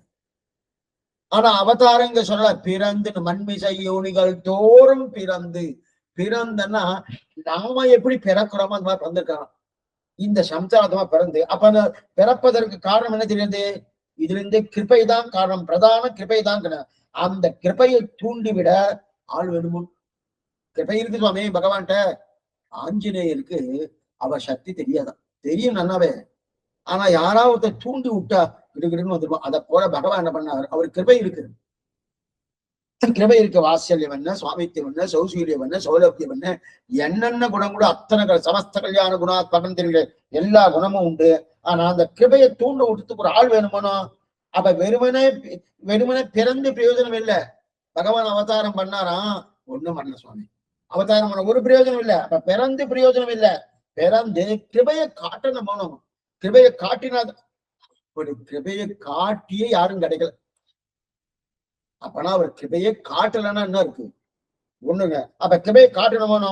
அப்ப சரணன்னு வந்தா அவனை ரட்சிக்கணும். சுவாமி தேவர் திருவடியிலே சொன்னாடியே உன் அடிக்கீழ வந்து புகுந்தேன்னு யாரா சொன்னா உன்னை ரட்சிக்கணுமோ? ரட்சிக்கணும்னா அதுக்கு என்ன வேணும்? வாத்சல்யம் என்ன, சௌசீல்யம் என்ன, சௌலபியம் என்ன, அது மாதிரி சுவாமித்துவம் என்ன, இந்த குணங்கள்லாம் வேணுமோ? இந்த குணங்கள்லாம் காட்டி ஆகணுமோ? இவருக்கோ என்ன இருக்கு? சுவாதந்திரம் இருக்கு. செருக்கு நான் ஆகமேவ பரந்தத்துவம், நான் நான் நான் என்கிற செருக்கு இவருக்கு பரிபூர்ணமா இருக்கு. அது பிரதானமா இருக்கிறபடியாரு இவர் எங்க கிருபையை காட்ட போறாரு? ஓ நான் இருக்க சுவாமி, நான் இருக்கேன் சுவாமி அப்படி தெரிவிக்கிறார். அப்ப அந்த கிருபையை காட்டணுமோனோ? காட்டணும்னு ஒரு கேள்வி பிறக்க அதனால்தான் மாதவனே கண்ணுல நிற்கிறோம் இந்த சப்தம் போட்டார் திருவரங்கத்தை. மாதவனே, இந்த மாதவனே கண்ணுள் இருக்கும் காணுகிறார்களா? அந்த கிருபையை தூண்டிவிடதான் பிராட்டி கூடவே இருக்கா. அந்த கூடவே இருக்கிறபடியால் ஒவ்வொரு சப்தமும் ரொம்ப முக்கியம். கூடவே இருக்கிறபடியால் தான் மாதவனே மாதவனே திருவரங்கத்தமனை தெரிவிக்கிறார். இதைத்தான் சாஸ்திரமே சொல்லுது. லக்ஷ்மியா சக ரிஷிகேஷரா தேவ்யா காருண்ய ரூபயா ரட்சக சர்வசித்தாந்தே வேதாந்தே வித ஜீயதே. இது லக்ஷ்மி தத்திர வாக்கியம். பாஞ்சராத்திர சாஸ்திரத்துல லக்ஷ்மி சந்திர வாக்கியம். ரிஷிகேஷன் ரட்சகன், உலகத்தில் எல்லாரையும் ரட்சிக்கிறான். கருணையோடு வடிவெடுத்ததான லக்ஷ்மி தேவியோடு ரட்சிக்கிறான். லக்ஷ்மியா சக ரிஷிகேஷகா, லக்ஷ்மியோடு கூட இருக்கக்கூடிய ரிஷிகேஷன் ரட்சிக்கிறான். ரட்சக சர்வசித்தாந்தே அப்படின்னு லோகத்தில் உள்ள அனைத்து ஜீவராசிகளும் ரட்சிக்கிறான் தெரிவிக்கிறேன். அதுதான் ஆழ்வார் திருவிழா. சாலப்பரனால் உகந்தோர் உயிர்கள் காப்பான் கோல திருமாமகளோடு அப்படின்னு தெரிவிக்கிறார். தளந்தம் பரிந்தும் தடவசன் அப்படின்னு தெரிவிக்கிறான் இல்லையா? அப்ப சாலப்பரனால் உகந்தோர் உயிர்கள் காப்பான் கோல திருமாமகளோடு. இது இருந்தா அப்பன்னா பிராட்டி இருந்தாதான் ரட்சகம். இது நல்லா புரிஞ்சுக்கணும். பிராட்டி இருந்தாதான் ரட்சகம். இது மூச்சு பற்றி சாதிக்கிற திரிலோகச்சாரம். இவள் மார்பை விட்டு பிரிந்தாலுண்டோ அக்ஷரத்தை விட்டு பிரிவது. அகலகில்லேன் அகலகில்லேன் அகலகிறன் இந்த மார்பிலே உட்கார்ந்து இருக்க வடிவாயின் வளமார்பினில் வாழ்கின்ற அங்கையும் பல்லாண்டுன்னு இந்த திருமார் உட்கார்ந்து இருக்கிறனும். ஏன்னா அக்காரத்துல இருக்காளா பிராட்டின்னு உண்டு. அதைத்தான் மூச்சு உள்ள பிரிலோகத்தை. இவள் மார்பை விட்டு பிரிந்தாலுண்டோ அக்ஷரத்தை விட்டு பிரிவது. அக்காரத்துக்குள்ளே பிராட்டியம் அடக்கம் அப்படின்னு சொல்லுங்க இல்லையா? அப்ப மார்பை விட்டு பிரியும் போது பிரிவதே கிடையாது. அப்ப மார்பை விட்டு இப்ப பிரியலையோ அகாரத்தை விட்டு பெரிய பிராட்டி பிரிய போவதில்லை. அதனாலே அவளை சேர்த்து சாதிக்கிறார். அவன் ரட்சிக்கணும்னாலே இருந்தாதான். இவள் புருஷகாரம் ஆனால் அல்லது ஈஸ்வரன் காரியம் செய்ய இது சொல்லியிருக்கு அதே பிள்ளைலோகத்தே.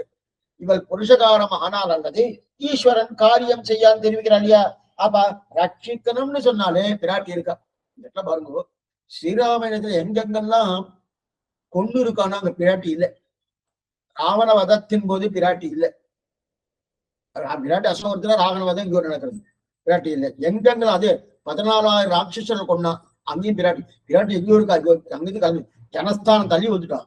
எங்கெங்கெல்லாம் கொண்டு இருக்கானோ அங்கெல்லாம் பிராட்டியில கொல்வதற்குண்டான வாய்ப்பு நன்னா இருந்திருக்கு. எங்கு யார்? காகாசுரன், ஜெயந்தன், ஒரு அந்த இவனுடைய தேவேந்தியுடைய பிள்ளை ஜெயந்தன்.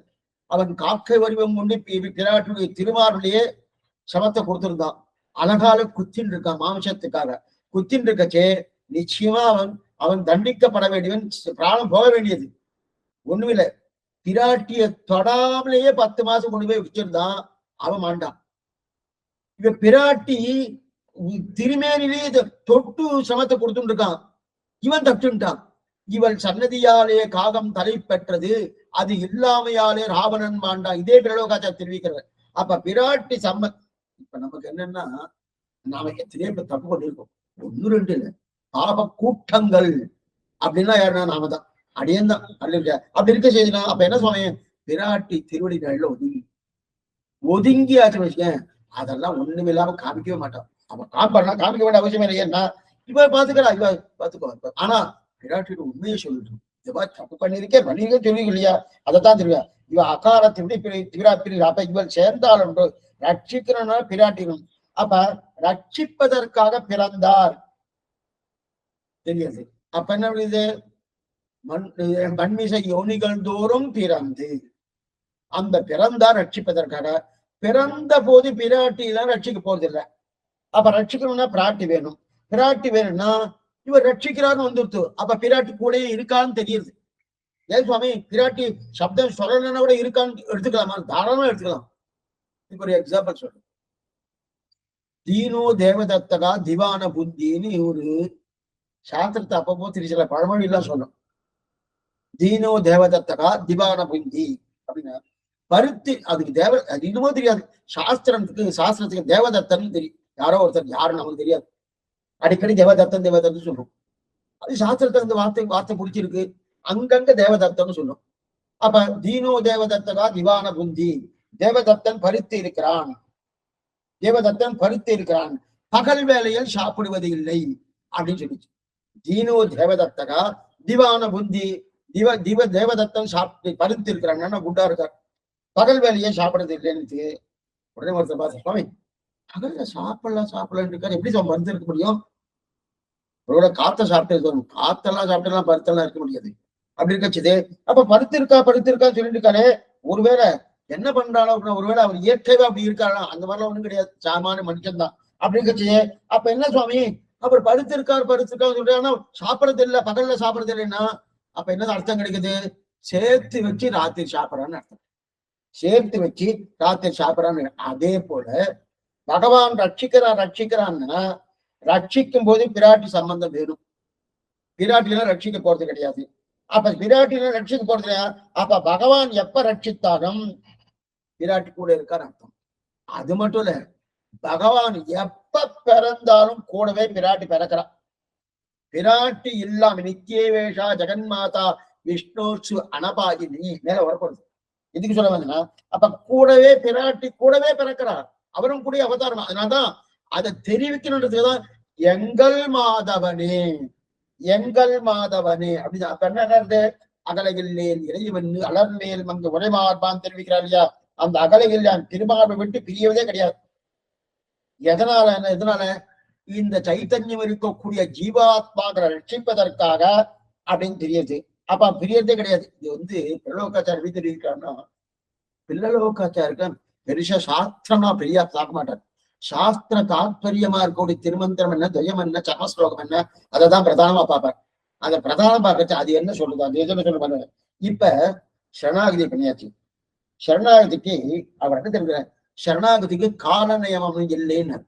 தேச நியமமோ கால நியமமோ அதிகார நியமமோ இதெல்லாம் பல நியமம் எதுவுமே கிடையாது அப்படின்னு தெரிவித்தார். முதல்ல கால நியமம், நமக்கு தேவையானது காலம். இந்த காலத்தை தான் சரணாகதி. சமாசனை எப்ப வேணா படிக்கலாம். நல்ல நாளா பாருங்க சுவாமி, நல்ல நாளா பாருங்க. அந்த நாளை பண்ணிக்கிறேன்னா, சுவாமி எம்பெருமானார் நேர திருவரங்கத்துக்கு போயிட்டு இருக்கார். அங்கிருந்து பெரிய நம்பி வந்துட்டு இருக்கார். எம்பெருமானாருக்கு பார்த்து அவர் அங்கிருந்து ஐஷன் போறதுக்காக வந்துட்டு இருக்கச்சே 2 பேரும் மதுராந்தக்கு சந்தித்த உடனே என்ன சொன்னார் பெரிய நம்பி, சரி நம்ம காஞ்சிபுரம் போயிடலாம், காஞ்சிபுரம் உனக்கு பஞ்ச சம்ஸ்காரம் பண்றேன் அப்படின்னு சொன்னார். அதெல்லாம் கிடையாது. இப்பவே பண்ணும். உடனே அவர் என்ன சொல்லணும், நல்ல நாள் பார்க்க வேண்டாமா, நல்ல முகூர்த்தம் பார்க்க வேண்டாமா, இன்னைக்கு என்ன ஓரை எப்படி இருக்கு, இதெல்லாம் நிறைய பேர் பார்த்தோம். இன்னைக்கு ஓரை சரியா இருக்காரு, ஒரே ஓரை ஒரே நாள் இதுன்னா தது உச்சிஷ்டம் சுபாவனம், அவனுடைய போனகம் செய்த தகுவரி புரிதி பண்ற. அதே போல இங்க என்னன்னா ததேவ லக்னம் சுப லக்னம். நாம எப்ப அந்த எண்ணம் நமக்கு மனத்துல வந்துட்டோ பகவான் தான் கொடுத்துருக்காரு, அதுவே சுபம் நினைக்கணும். அதே போல இப்ப சரணாகதிக்கு கால நியமனம் இல்லைன்னு பிள்ளை உட்காந்து சொல்லிட்டார். அப்ப சரணாகதி எப்ப வேணா பண்ணலான்ட்டார்.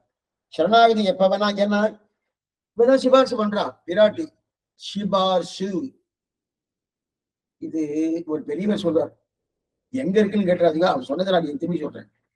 சிபார்சு, சிபார்சு என்ன, ரெக்கமெண்டேஷன் தானே. யாரா சிபாரிசு பண்ற பண்ணணும், அவர் உத்தியோகத்துக்கு ஒண்ணும், அங்க இருக்கிறவங்க யாரா சிபாரிசு பண்ண அந்த உத்தியோகம் கிடைச்சிருக்கோம் சொல்லிட்டு இருக்கணும். சிபாரிசு தானே. பார்சு, பார்சு அப்படின்னா அருகாமையில் பக்கத்துல அர்த்தம். ஸ்ரீ பார்சு, ஸ்ரீனா பிராட்டி, ஸ்ரீ பார்சு. அப்ப பிராட்டி அருகாமையில், பிராட்டி அருகாமையில் இருந்தா அதுதான் சிபாசு. எங்க இருக்கு அப்படின்னு கேட்டதுல தெரியாது, ஏன்னா இது வியாக்கியானத்துல இல்லை. ஒரு பெரியவர் ஒருத்தர் சொல்ல அதை திரும்பி கொடுக்கணும். எதுக்கு சொல்ல வந்தோம்னா அப்படி இருக்கிறது சிபாசு அப்படின்னா, அப்ப பிராட்டி சிபாரிசு பண்ணணும்னு, அந்த சிபாரிசு பண்ணணும்னா அப்பதான் சரணாகதி பலிக்கும், இல்லைன்னா சரணாகதி பலிக்காது. இப்ப சரணாகதி என்ன, இவர் சுவாதந்திரியத்தோடு இருக்க, நான் அகமேவ பரந்ததம், நான் நான் நான் நான் அந்த நிலையில இருக்கார். இவர் உள்ளுக்குள்ள இருக்கு வாத்சல்யம், சுவாமித்துவம், சௌசீல்யம், சௌலபியம், என்னென்ன கல்யாண குணம், எல்லா கல்யாண குணம் இருக்கு, அதெல்லாம் அமுங்கி சுவாதந்திரம் மேல வந்திருக்கு. இப்ப அதெல்லாம் சுவாதந்திரத்தை அமைக்கி மேற்கொண்டு என்ன வாத்சல்ய, சௌசீல்ய, சௌலபிய, சுவாமித்துவங்கள் இதெல்லாம் மேல வரணும். இத்தனை குணங்களும் வெளியில காட்டணும். எல்லாம் அமைங்கிடுத்து, சுவாதந்திரத்துல அமைங்கிடுத்து. அந்த சுவாதந்திரத்தை மேல தள்ளிட்டு, சுவாதந்திரியம் நீர் பூத்த நெருப்பு, பெரிய நெருப்பு இருக்குன்னு வச்சுங்க, அது மேல நீர் பூத்து இருந்து வச்சுக்க, உள்ளுக்குள்ள கனல் இருக்கிறதே தெரியாது. கனல் உள்ளுக்குள்ள சுவாமி ஒண்ணுமே காணுமே, என்ன சுவாமி மேல கொஞ்சம் தட்டுங்க, அது நீர் பூத்து இருக்கு, அது கொஞ்சம் தட்டிடுங்க. தட்டியாச்சுன்னா ஓ என்னமா கனகனகரன்னு அப்படியே இங்கே அந்த தீட்சணம் வருதுன்னு சொல்ற போனோ. அதே போல உள்ளுக்குள்ள அவ்வளவு கல்யாண குணங்கள் இருக்கு, மேல சுவாதந்திரம் போட்டின்னு இருக்கு. அதை யாராவது பண்ண போனோம், அதை யார் சுவாமி பண்றது, பிராட்டி தான் பண்றான். அந்த சுவாதந்திரத்தை என்ன பண்றா, அப்படி தள்ளி விடுறா. தள்ளிட்டு இவ புதுசா உருவாக்குற குணங்கள்ல பகவான் உள்ளுக்குள்ளேயே இருக்கு. உள்ளுக்குள்ள இருக்கக்கூடிய குணங்கள் பகவானுடைய சுவாதந்திரியத்தால மறைக்கப்படுகிறது. அந்த மறைக்கப்படுகிறபடியாலே அந்த சுவாதந்திரியத்தை என்ன பண்றவ, அதை தான் தெரிவிக்கிறார். தலையெடுக்குமாம் கல்யாண குணங்கள் அவையாவன வாத்சல்ய, சௌசீல்ய, சௌரபிய, சுவாமித்துவங்கள் அப்படின்னு இத்தனையும் தலையெடுக்கிறது. தலையெடுத்த உடனே இப்ப இவ பேசி ஆகணும். ஏன்னா சரணாகதிக்கு கால நியமனம் இல்லைன்னு ஆச்சு. கால நியமனம் இல்லைன்னா எப்ப வேணா சரணாகதி பண்ணான்னு வந்துட்டு, எப்ப வேணா சரணாகதி பண்ணலாம்னு சொல்றச்சு. இல்ல சுவாமி, பிராட்டிக்கு எப்பவும் திருமாட்டு இருக்க மாட்டா, சில நாட்கள் இருப்பா. சில பேருக்குலாம் கல்யாணம் எடுத்துனா அம்மா ஆத்துக்கு போகணும், இல்ல பந்துக்கள் ஆத்துக்கு போகணும், எங்கோ வெளில போகணும், போயிட்டு இருக்கணும். ஆத்துல இல்ல சுவாமி உங்க மனைவி என்னைக்கு இருப்பா சொல்லுங்க, அன்னைக்கு வந்ததான் எனக்கு போஜனம் கிடைக்கும் அப்படின்னு சில பேர் கேட்கறாங்க. அதே போல பிராட்டி என்னைக்கு சுவாமி இருப்பா, என்னைக்கு இருப்பாளோ அன்னைக்கு நான் சரணாகதி பண்றேன் அப்படின்னு. இந்தந்த நாள் பிராட்டி இருக்க மாட்டா, இந்தந்த நாள் பிராட்டி பெருமாளுடைய இருப்பா அப்படின்னு சாஸ்திர வாக்கியம் இருக்கானா கிடையாது. நிச்சயவேஷா ஜெகன்மாதா விஷ்ணோர்சி அனபாயதி அகலகில்லேன் இறையும் அப்படின்னு இருக்கலையே. என்னைக்கும் பகவானை விட்டு பிரிஞ்சதே கிடையாது. வாமன பகவான் பிரம்மச்சாரி கல்யாணமே ஆகல. கல்யாணம் இந்திரனுடைய கடைசி தம்பி அத்ரி மகரிஷியோட பிள்ளை அப்படி இருக்கச்சது. அந்த இருக்க கல்யாணம் ஆகல, பார்த்து இருக்கான். என்ன ரொம்ப பிரம்மச்சாரிக்கு போய் பிராட்டி இருப்பானு. அந்த அவர் சன்னியாசி ஆனாலும் பிராட்டி உண்டு, பிரம்மச்சாரியா இருந்தாலும் பிராட்டி உண்டு. எப்பவும் பிராட்டி அவரை விட்டு பிரியறதே கிடையாது. அப்படி இருக்கச்சு என்னன்னா அப்ப என்ன ஆகுது, அப்ப இவ இல்லைன்னு வச்சுக்கோ, இப்ப அந்த என்ன தெரியுமா தப்பாயிடும். சரணாகதி கால நியமமும் கிடையாதுன்னு சொல்லியிருக்கு. எந்த காலத்துல வேணா சரணாகதி பண்ணலாம், ராத்திரி பகல் எந்த நிலையில வேணா பண்ணலாம், எப்படி வேணா பண்ணலாம். அப்ப பிராட்டி இல்லைன்னா சரணாகதி பலிக்காதே சுவாமினா அப்ப என்ன அர்த்தம் கிடைக்கிறது, பிராட்டி எப்பவுமே இருக்காரு, எப்ப வேணா பண்ணலாம், கால நியமமே கிடையாதுன்றச்சே பிராட்டி. ஏன்னா பிராட்டி இருந்தா சரணாகதி பலிக்கும். அப்ப பிராட்டி இருந்தே ஆகணும். அதைத்தான் அகலையில்லேன் அகலையில்லேன் எரிய வென்று அலர்மேல் மங்க உரைமாறான் தெரிவிக்கிறார். திருமால் இருந்தாலும் தெரியாது இல்லையா? அதனால்தான் திருலோகாச்சாரியத்துக்கு கால நியமம் இல்லைன்னு தெரிவிக்கிறார். இவனைத்தான் சாஸ்திரம் சொல்லி நித்தியவேஷா ஜெகன்மாதா நித்திய அனபாயினி, நித்தியவேஷா ஜெகன்மாதா விஷ்ணோற்று அனபாயினி தேவத்வே தேவதேவிக மனுஷத்வேத மானுஷி அதுன்னு தெரிவிக்கிறார் இல்லையா? அதத்தான் இந்த பாசுரத்துல மன்மிசை யோனிகள் தூரம் பிறந்து எங்கள் மாதவனே எங்கள் மாதவனே அப்படின்னு திருவரங்கத்தோட வாக்கு எங்கள். அப்ப ஒவ்வொரு யோனியிலும் பிறக்கும் போது பிராட்டியம் உண்டு. இது பராசர மகரிஷி தெரிவிக்கிற விஷ்ணு புராணத்துல ஒவ்வொரு யோனியும் பிறக்கும் போது அப்பனா எந்தெந்த நிலையில பிறக்கிறாரோ கூடயே பிராட்டி பிறக்கிறார். பிராட்டி பிற அதே போல திருவரங்கத்தை இதை படிக்கிற என்ன தமிழ் படிக்கிறார் எப்படி படிக்கிறார்? தேவத்வே தேவதேவேகம் மனுஷத்வேவ மானுஷின்னு தெரிவிக்கிறான் இல்லையா? அவன் தேவனா பிறந்தா இவ்வளவு தேவியா பிறக்கலாம், அவன் மனுஷனா பிறந்தா இவ்வளவு மனுஷா பிறக்கலாம். அந்த மாதிரி பிறக்கிறாட்டும். அதைத்தான் இங்க திருவங்கத்துல தமிழ் படி எங்கள் மாதவனே. இப்ப எங்கள் மாதவனேன்னு இருக்கு இல்லையா? எங்கள் மாதவன் இருக்கா, மாதவனே அப்படின்னு இருக்கா. சாரி இருக்கட்டும் சுவாமி, மாதவனே என்னன்னா மாதவன் இல்ல, மாதவனேன்னு ஏவகாரம் இருக்கு. மாதவனேன்னு ஏவகாரம் இருக்கு. ஏன்னா ஏன் சுவாமி ஏவகாரம் இருக்கு? பிராட்டி தூண்டி விட்டு தான் இவர் கிருபைய வேலை செய்யுது. இவர் கிருபை இருக்கு, பகவானுக்கு கிருபை இருக்கு. அந்த கிருபை வெளியில வரணும் ஒண்ணும், வெளியில வரணும். இவதான் தூண்டுறா. அப்ப அவ என்ன பண்ணிருக்கலாம்? என்ன பண்ணிருக்கலாம்? எங்கள் மாதவனே. இப்ப பெருவாள் என்ன பண்ணிக்கலாம்னா, எப்படி இருந்தாலும் எனக்கு கிருபை இருக்கு, அதே நேரத்தில் சுவாதந்திரியம் இருக்கு, அந்த சுவாதந்திரியத்தை கிருப்பம் மூடி இருக்கு, மூடி இருக்கிறபடியால என்னால அவ கலப்ப வேண்டியிருக்கு. அதனால அவனை அவனையே விட்டு ரட்சிக்க வச்சிடலாமே அப்படின்னு பண்ணலாமான்னா அது பண்ணல. அது மாதிரில. அதனாலதான் எங்கள் மாதவனேன்னு வியாபகாரம். எங்கள் மாதவனேனா நேராக தானே பிறந்தான்னு. பிராட்டி விட்டுக்கலாமனா? பிராட்டி விட்டு, ஏன்னா அவளே ரட்சிப்பாளே. வேரி மாறாத பூமியில் இருப்பால் வினை தீர்க்குமேன்னு தெரிவிக்கிறார். மாறி மாறாத தன்னம்மலை ஆழ்வார் பாசனம். வேங்கட தன்னலை வாரி மாறாத வைம்பூம்பொழி சூ குருகூர் நகர் காரிமாறன் சடகோபன் 910 வேரி மாறாத பூமியில் இருக்க வினை தீர்க்கணும். அப்ப அவனே அனுப்பியிருக்கலாம்னா அவன் அனுப்பல. என்ன பண்ணினாலும் சொத்து இவருடைய தானே, இவர் தானே சொத்துக்குரியவர் பகவான். இவர் தான் சொஸ்வாமி. சொஸ்வாமி சம்பந்தம்லாம் பிராட்டிக்கு நமக்கு கிடையாது. அவ சுவாமினி இருக்கு, அது வேற விஷயம். பகவானுக்கு பாரியா ஆனபடியால தர்மபத்தினி ஆனபடியா சுவாமினி ஆறா. ஆனா ஸ்வஸ்வாமி சம்பந்தம் பகவானுக்கு நம்ம தான், நம்ம வித சம்பந்தம் பார்த்துட்டு இருக்க போனோம். அப்படி இருக்க செய்து அப்ப இந்த சொத்து அவருடைய சொத்து போய் சேர வேண்டியதுங்க, பகவான்கிட்ட போய் சேரணும். சேரணும்னா பிராட்டி அதனாலதான் பிராட்டியை கொள்ளாம தானே வந்தாராம்.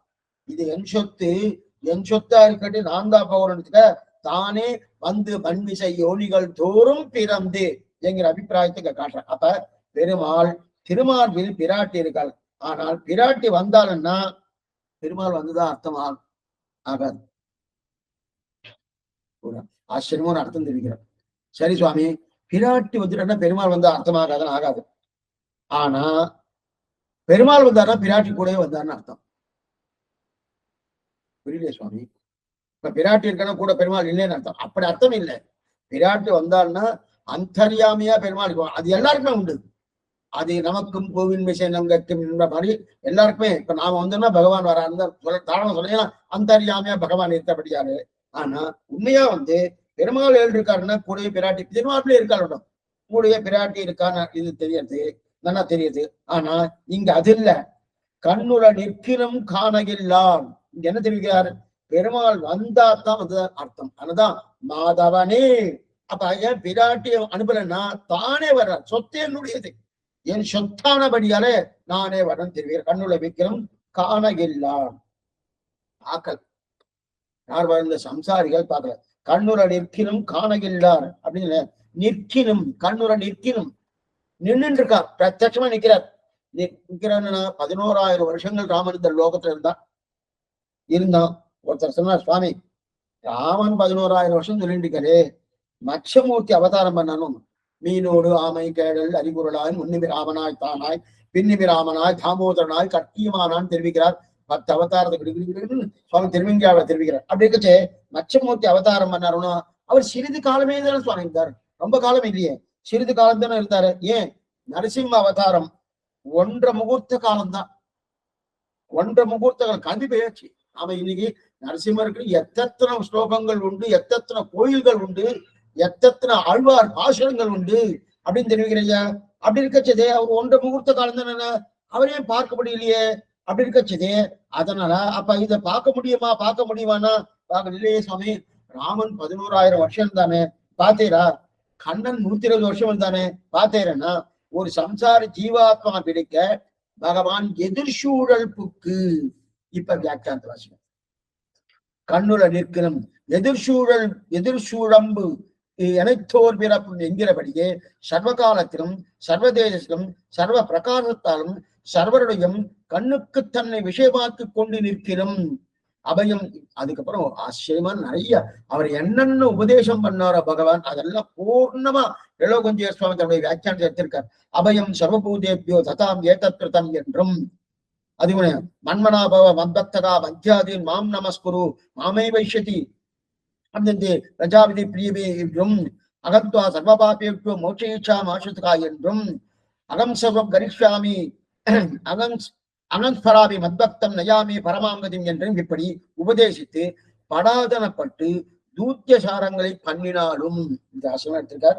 இப்ப இது பார்க்கணும். கண்ணுல நிற்கணும், அதான் பார்க்கணும். எதிர் சூழல் பொக்கு எனைத்தோர் பிறக்கும் எனக்கு அருள் செல். இது 2ஆம் பத்து 7ஆம் திருவாவி கேசவன் தவர் பதிகம். அந்த பதிகத்துலதான் 13 பாசுரங்கள். அதனால்தான் ஒவ்வொரு திருவாய்மொழியும் 100 திருவாய்மொழி, ஒவ்வொரு திருவாய்மொழியும் 11 பாசுரங்கள் தான். அப்ப 100 திருவாய்மொழியும் 1100 பாசுரங்கள் தான் வரணும். ஆனா 1102 பாசுரங்கள் வந்திருக்கு திருவாய்மொழி. ஏன் 2 பாசுரங்கள் அதிகப்படியன்னா, 2ஆம் பத்து 7ஆம் திருவாய்மொழி கேசவன் தவர் பதிகம். அதுல துவாதச திருநாமங்கள் கேசவன் தொடங்கி தாமோதரம் வரைக்கும் 12 திருநாமங்கள் 12 பாட்டு. கடைசியில வண்ணமா மணிச்சோதி அபரர் தலைமைன்னு பலப்பாசுரம். அந்த பலப்பாசுரத்தோடு 13 பாசுரங்கள். அந்த 11 பாசுரங்களே அதுல 2 பாசுரம் கூட அதிகப்படியாக சேர்ந்தபடியாலே 1102 பாசுரங்கள். அதுல ஒரு பாசுரம் எதிர்சூழல் புக்கு எனைத்தோர் பிறப்பும் எனக்கே அருள்கள் செய்ய விதி சூழ்ந்ததால் எனக்கே லம்மான் திருவிக்கிரமனையே அப்படின்னா சாமானியா நிறைய தீவிரவாதிகளா இருக்கா பாருங்க. அவெல்லாம் பிடிக்கணும்னா ஒருத்தரை பிடிக்க ஊரவிளைப்பாறை போல இருந்து எடுப்பார். அடிக்கடி வியாக்கியானம் சொல்லுவார். ஒருத்தரை பிடிக்க ஊரவிளைப்பு, யாரோ ஒருத்தர் காட்டுக்குள்ள போயிருக்கான், போயிட்டு அந்த என்ன பண்ணா அவனை சுத்தி சுத்தி சுத்தி எத்தனை காவலாளி இருக்கிறோ அத்தனை பேர் இருக்கு அழணும்.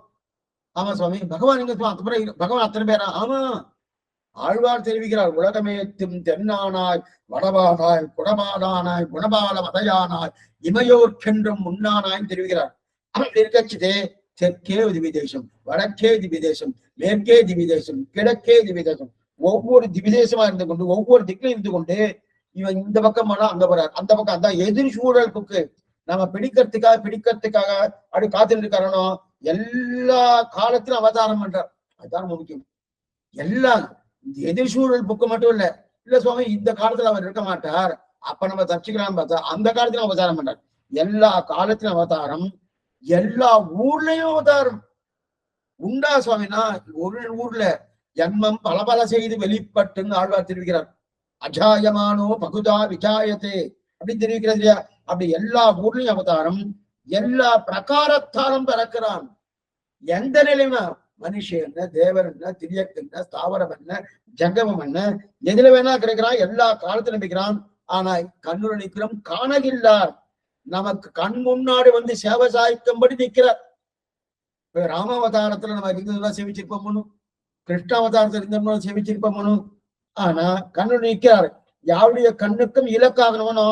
ஆனா எந்த தேசத்திலும் இலக்கு, யாருடைய கண்ணுக்கும் இலக்கு, எல்லா காலத்திலும் இருக்கு, எந்த பிரகாரத்திலும் இலக்கு இருக்கு. ஆனா இப்ப பகவான் பண்ண உபதேசம் இதெல்லாம் சொல்றார். அதான் சொன்னேன். அப்ப எல்லாரும் கண்ணுக்கு தெரியும்படி வந்து இருக்காருணும். எப்படி இருக்காரு? எந்த பிரகாரத்தாலும் இருக்கிறார், எந்த தேசத்தாலும் இருக்கிறார், எல்லாருடைய கண்ணுக்கு புலப்படும்படியும் இருக்கிறார். அதே போல எல்லா காலத்திலும் இருக்கிறார் அப்படின்னு தெரிவிக்கிறார் இல்லையா? அப்படி இருக்கச்சு என்ன பண்ணார்னா எத்தனை உபதேசம், 1 2 நிறைய உபதேசங்கள் பண்ணியிருக்கார். அதுல சில உபதேசங்கள் எடுத்திருக்கார். அபயம் சர்வபூதேபியோ ததாம் ஏதத்ருதம் மமாம். அபயம் சகுதேவ பிரபன்னாய தவாஸ்மீதி சயாயச்சே அபயம் இது ராமச்சர்ம ஸ்லோகம்னு பேர். சகுதேவ பிரபன்னாய தவாஸ்மீதி சயாயச்சே அபயம் சர்வபூதேத்யோ ததாம் ஏதத் கிருதம் மம அப்படின்னு சொன்னார். அதுக்கப்புறம் மன்மனாபவ மத்பத்தகா மத்தியாதி மாம் நமஸ்குரும் அப்படின்னு தெரிவிக்கிறார். அதுக்கு மேல கண்ணுடைய சர்ம ஸ்லோகம் அகம் துவா சர்வதன்மான் பரித்தியஜ்ய மாமேகம் சரணம் பிரஜா அகம் துவா சர்வபாபேட்யோ மோட்சயிஷ்யாமி மாட்சதகா.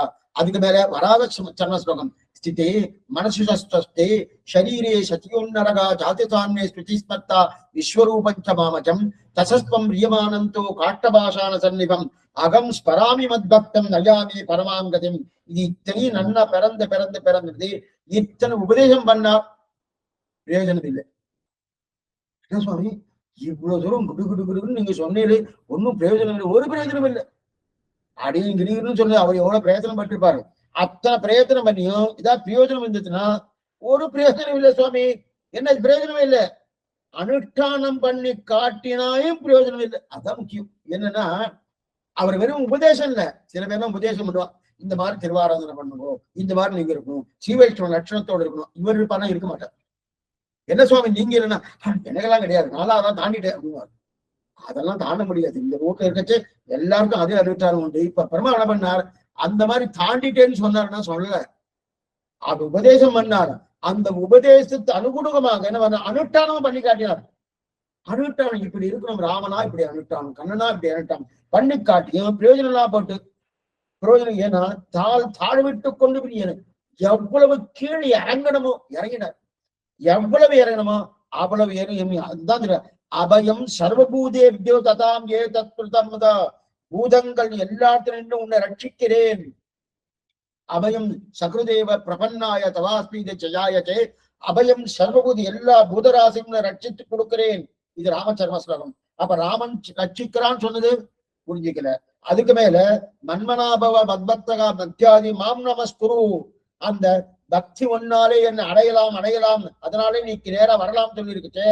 அது ஒவ்வொன்றும் சத்திய பிரதஜை சத்திய வார்த்தை அப்படி இருக்கச்சு. அந்த சத்திய வார்த்தை சொல்லக்கூடிய ஒன்னையும் பண்ணாரணும். ஒவ்வொன்றும் சொல்ல சொல்ல அதுவே சர்வதன்மான் பரித்தஞ்ச ஒவ்வொரு ஸ்லோகம் சொல்ல சொல்ல சொல்ல ஒருத்தரும் கிட்டக்க போல. ஆனா இந்த மாதிரி சத்தியம் ஏதாவது சுவாமி ராமானுஜர் பண்ணார்னா, ராமானுஜர் ஒரு சத்தியம் பண்ணல.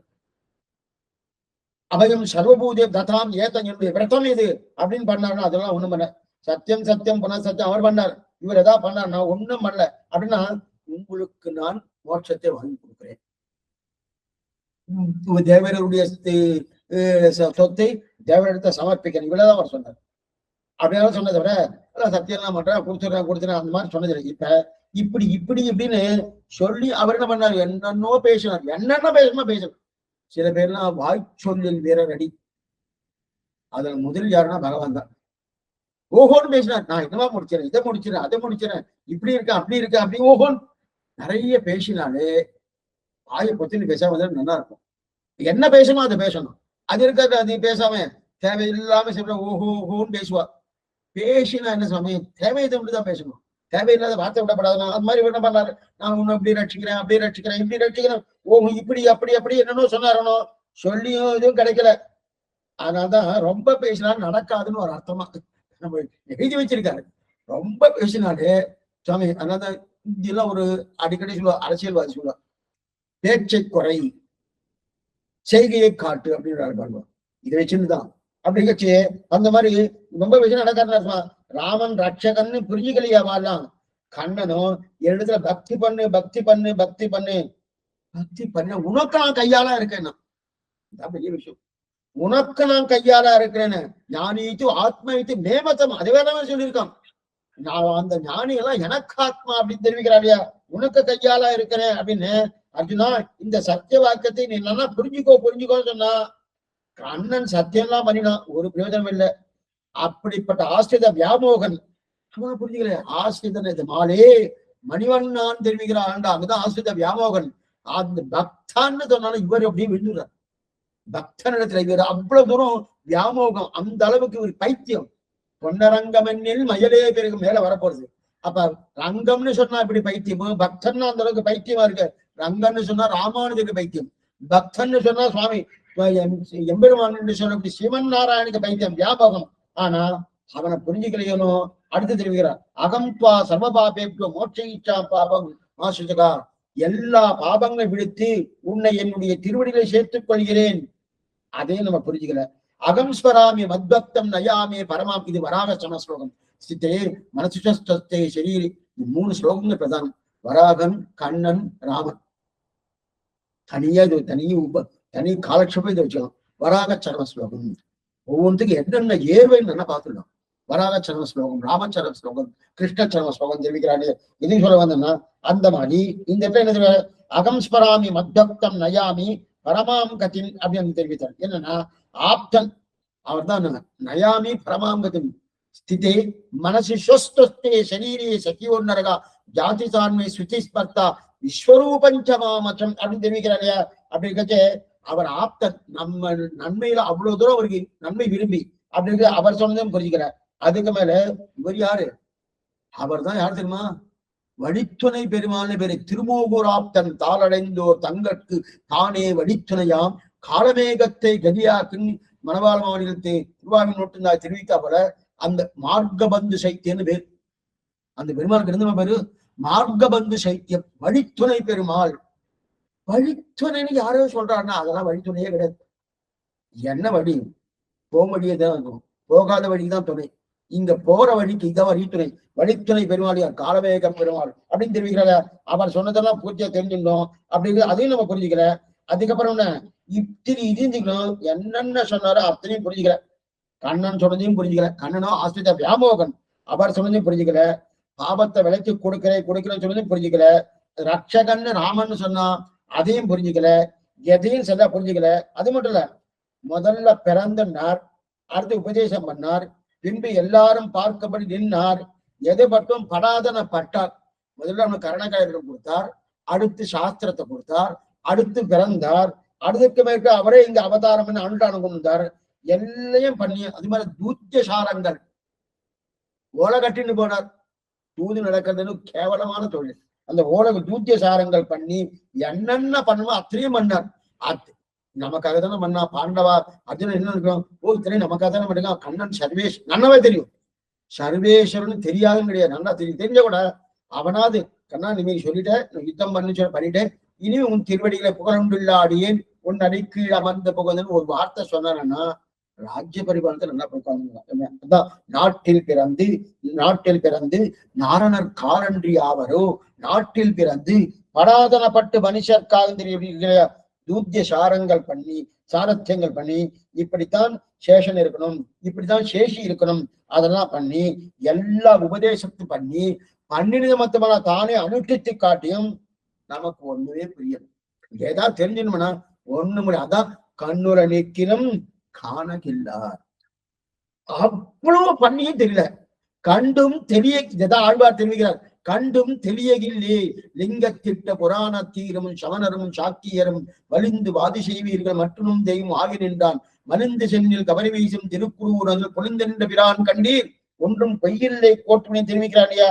அப்படி இருக்கச்சே இதெல்லாம் பார்த்திருந்தோம் நமக்கு இன்னும் புரியாத. இதுக்கு ஆழ்வார் திருநெல் சுவாமி ராமகிருஷ்ண சுவாமி ஆச்சரியமா ஒரு அர்த்தம் காமிக்கிறேன். காணகில்லார் அப்படின்னு இருக்கு இல்லையா?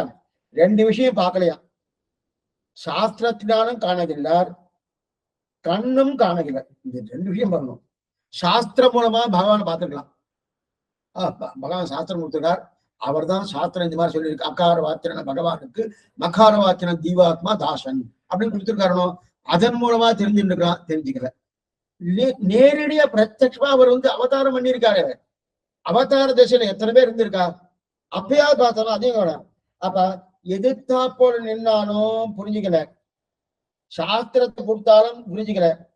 இவ்வளவு தூரம் ரட்சிக்கிறானு கண்ணால பார்த்தாது புரிஞ்சுக்கலாமானோ, அல்லது ரட்சிக்கிறத விட்டு சுவாமி சாஸ்திர புஸ்தகம் இருக்கணும் அந்த புஸ்தகத்துக்காக புரிஞ்சுட்டு இருக்கலாமானோ, 2மே தெரிஞ்சுக்கல. அதுதான் கண்ணு கோவம் வந்துட்டு. கோவம் வந்தபடியால என்னன்னா கொஞ்சம் வெயிற மாதிரி பேசலாம். அவதானந்தி மாமூடாக அவதானந்தி 9ஆம் அத்தியாயம் தெரிவிக்கிறார். அவதானந்தி ரொம்ப கோபத்துல வெய்யறான். அவதானந்தி மாமூடாக ராட்சச அசுர சுவாவங்கள் இந்த சம்சாரிகளுக்கு இருக்கு.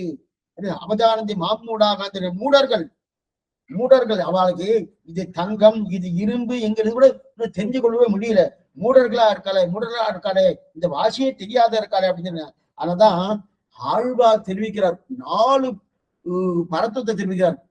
பரத்வே பரத்வம், விபவே பரத்வம், அர்ச்சாயாம் பரத்வம், மோட்ச பரத்வம். அவன் எவ்வளவு மேம்பட்டவன், எவ்வளவு மேம்பட்டவன். ஆழ்வார் கண்டும் தெரியலைன்னு இதெல்லாம் சொல்றாரணும், இத்தனை சொல்லியும் தெரிஞ்சுக்கிறான்.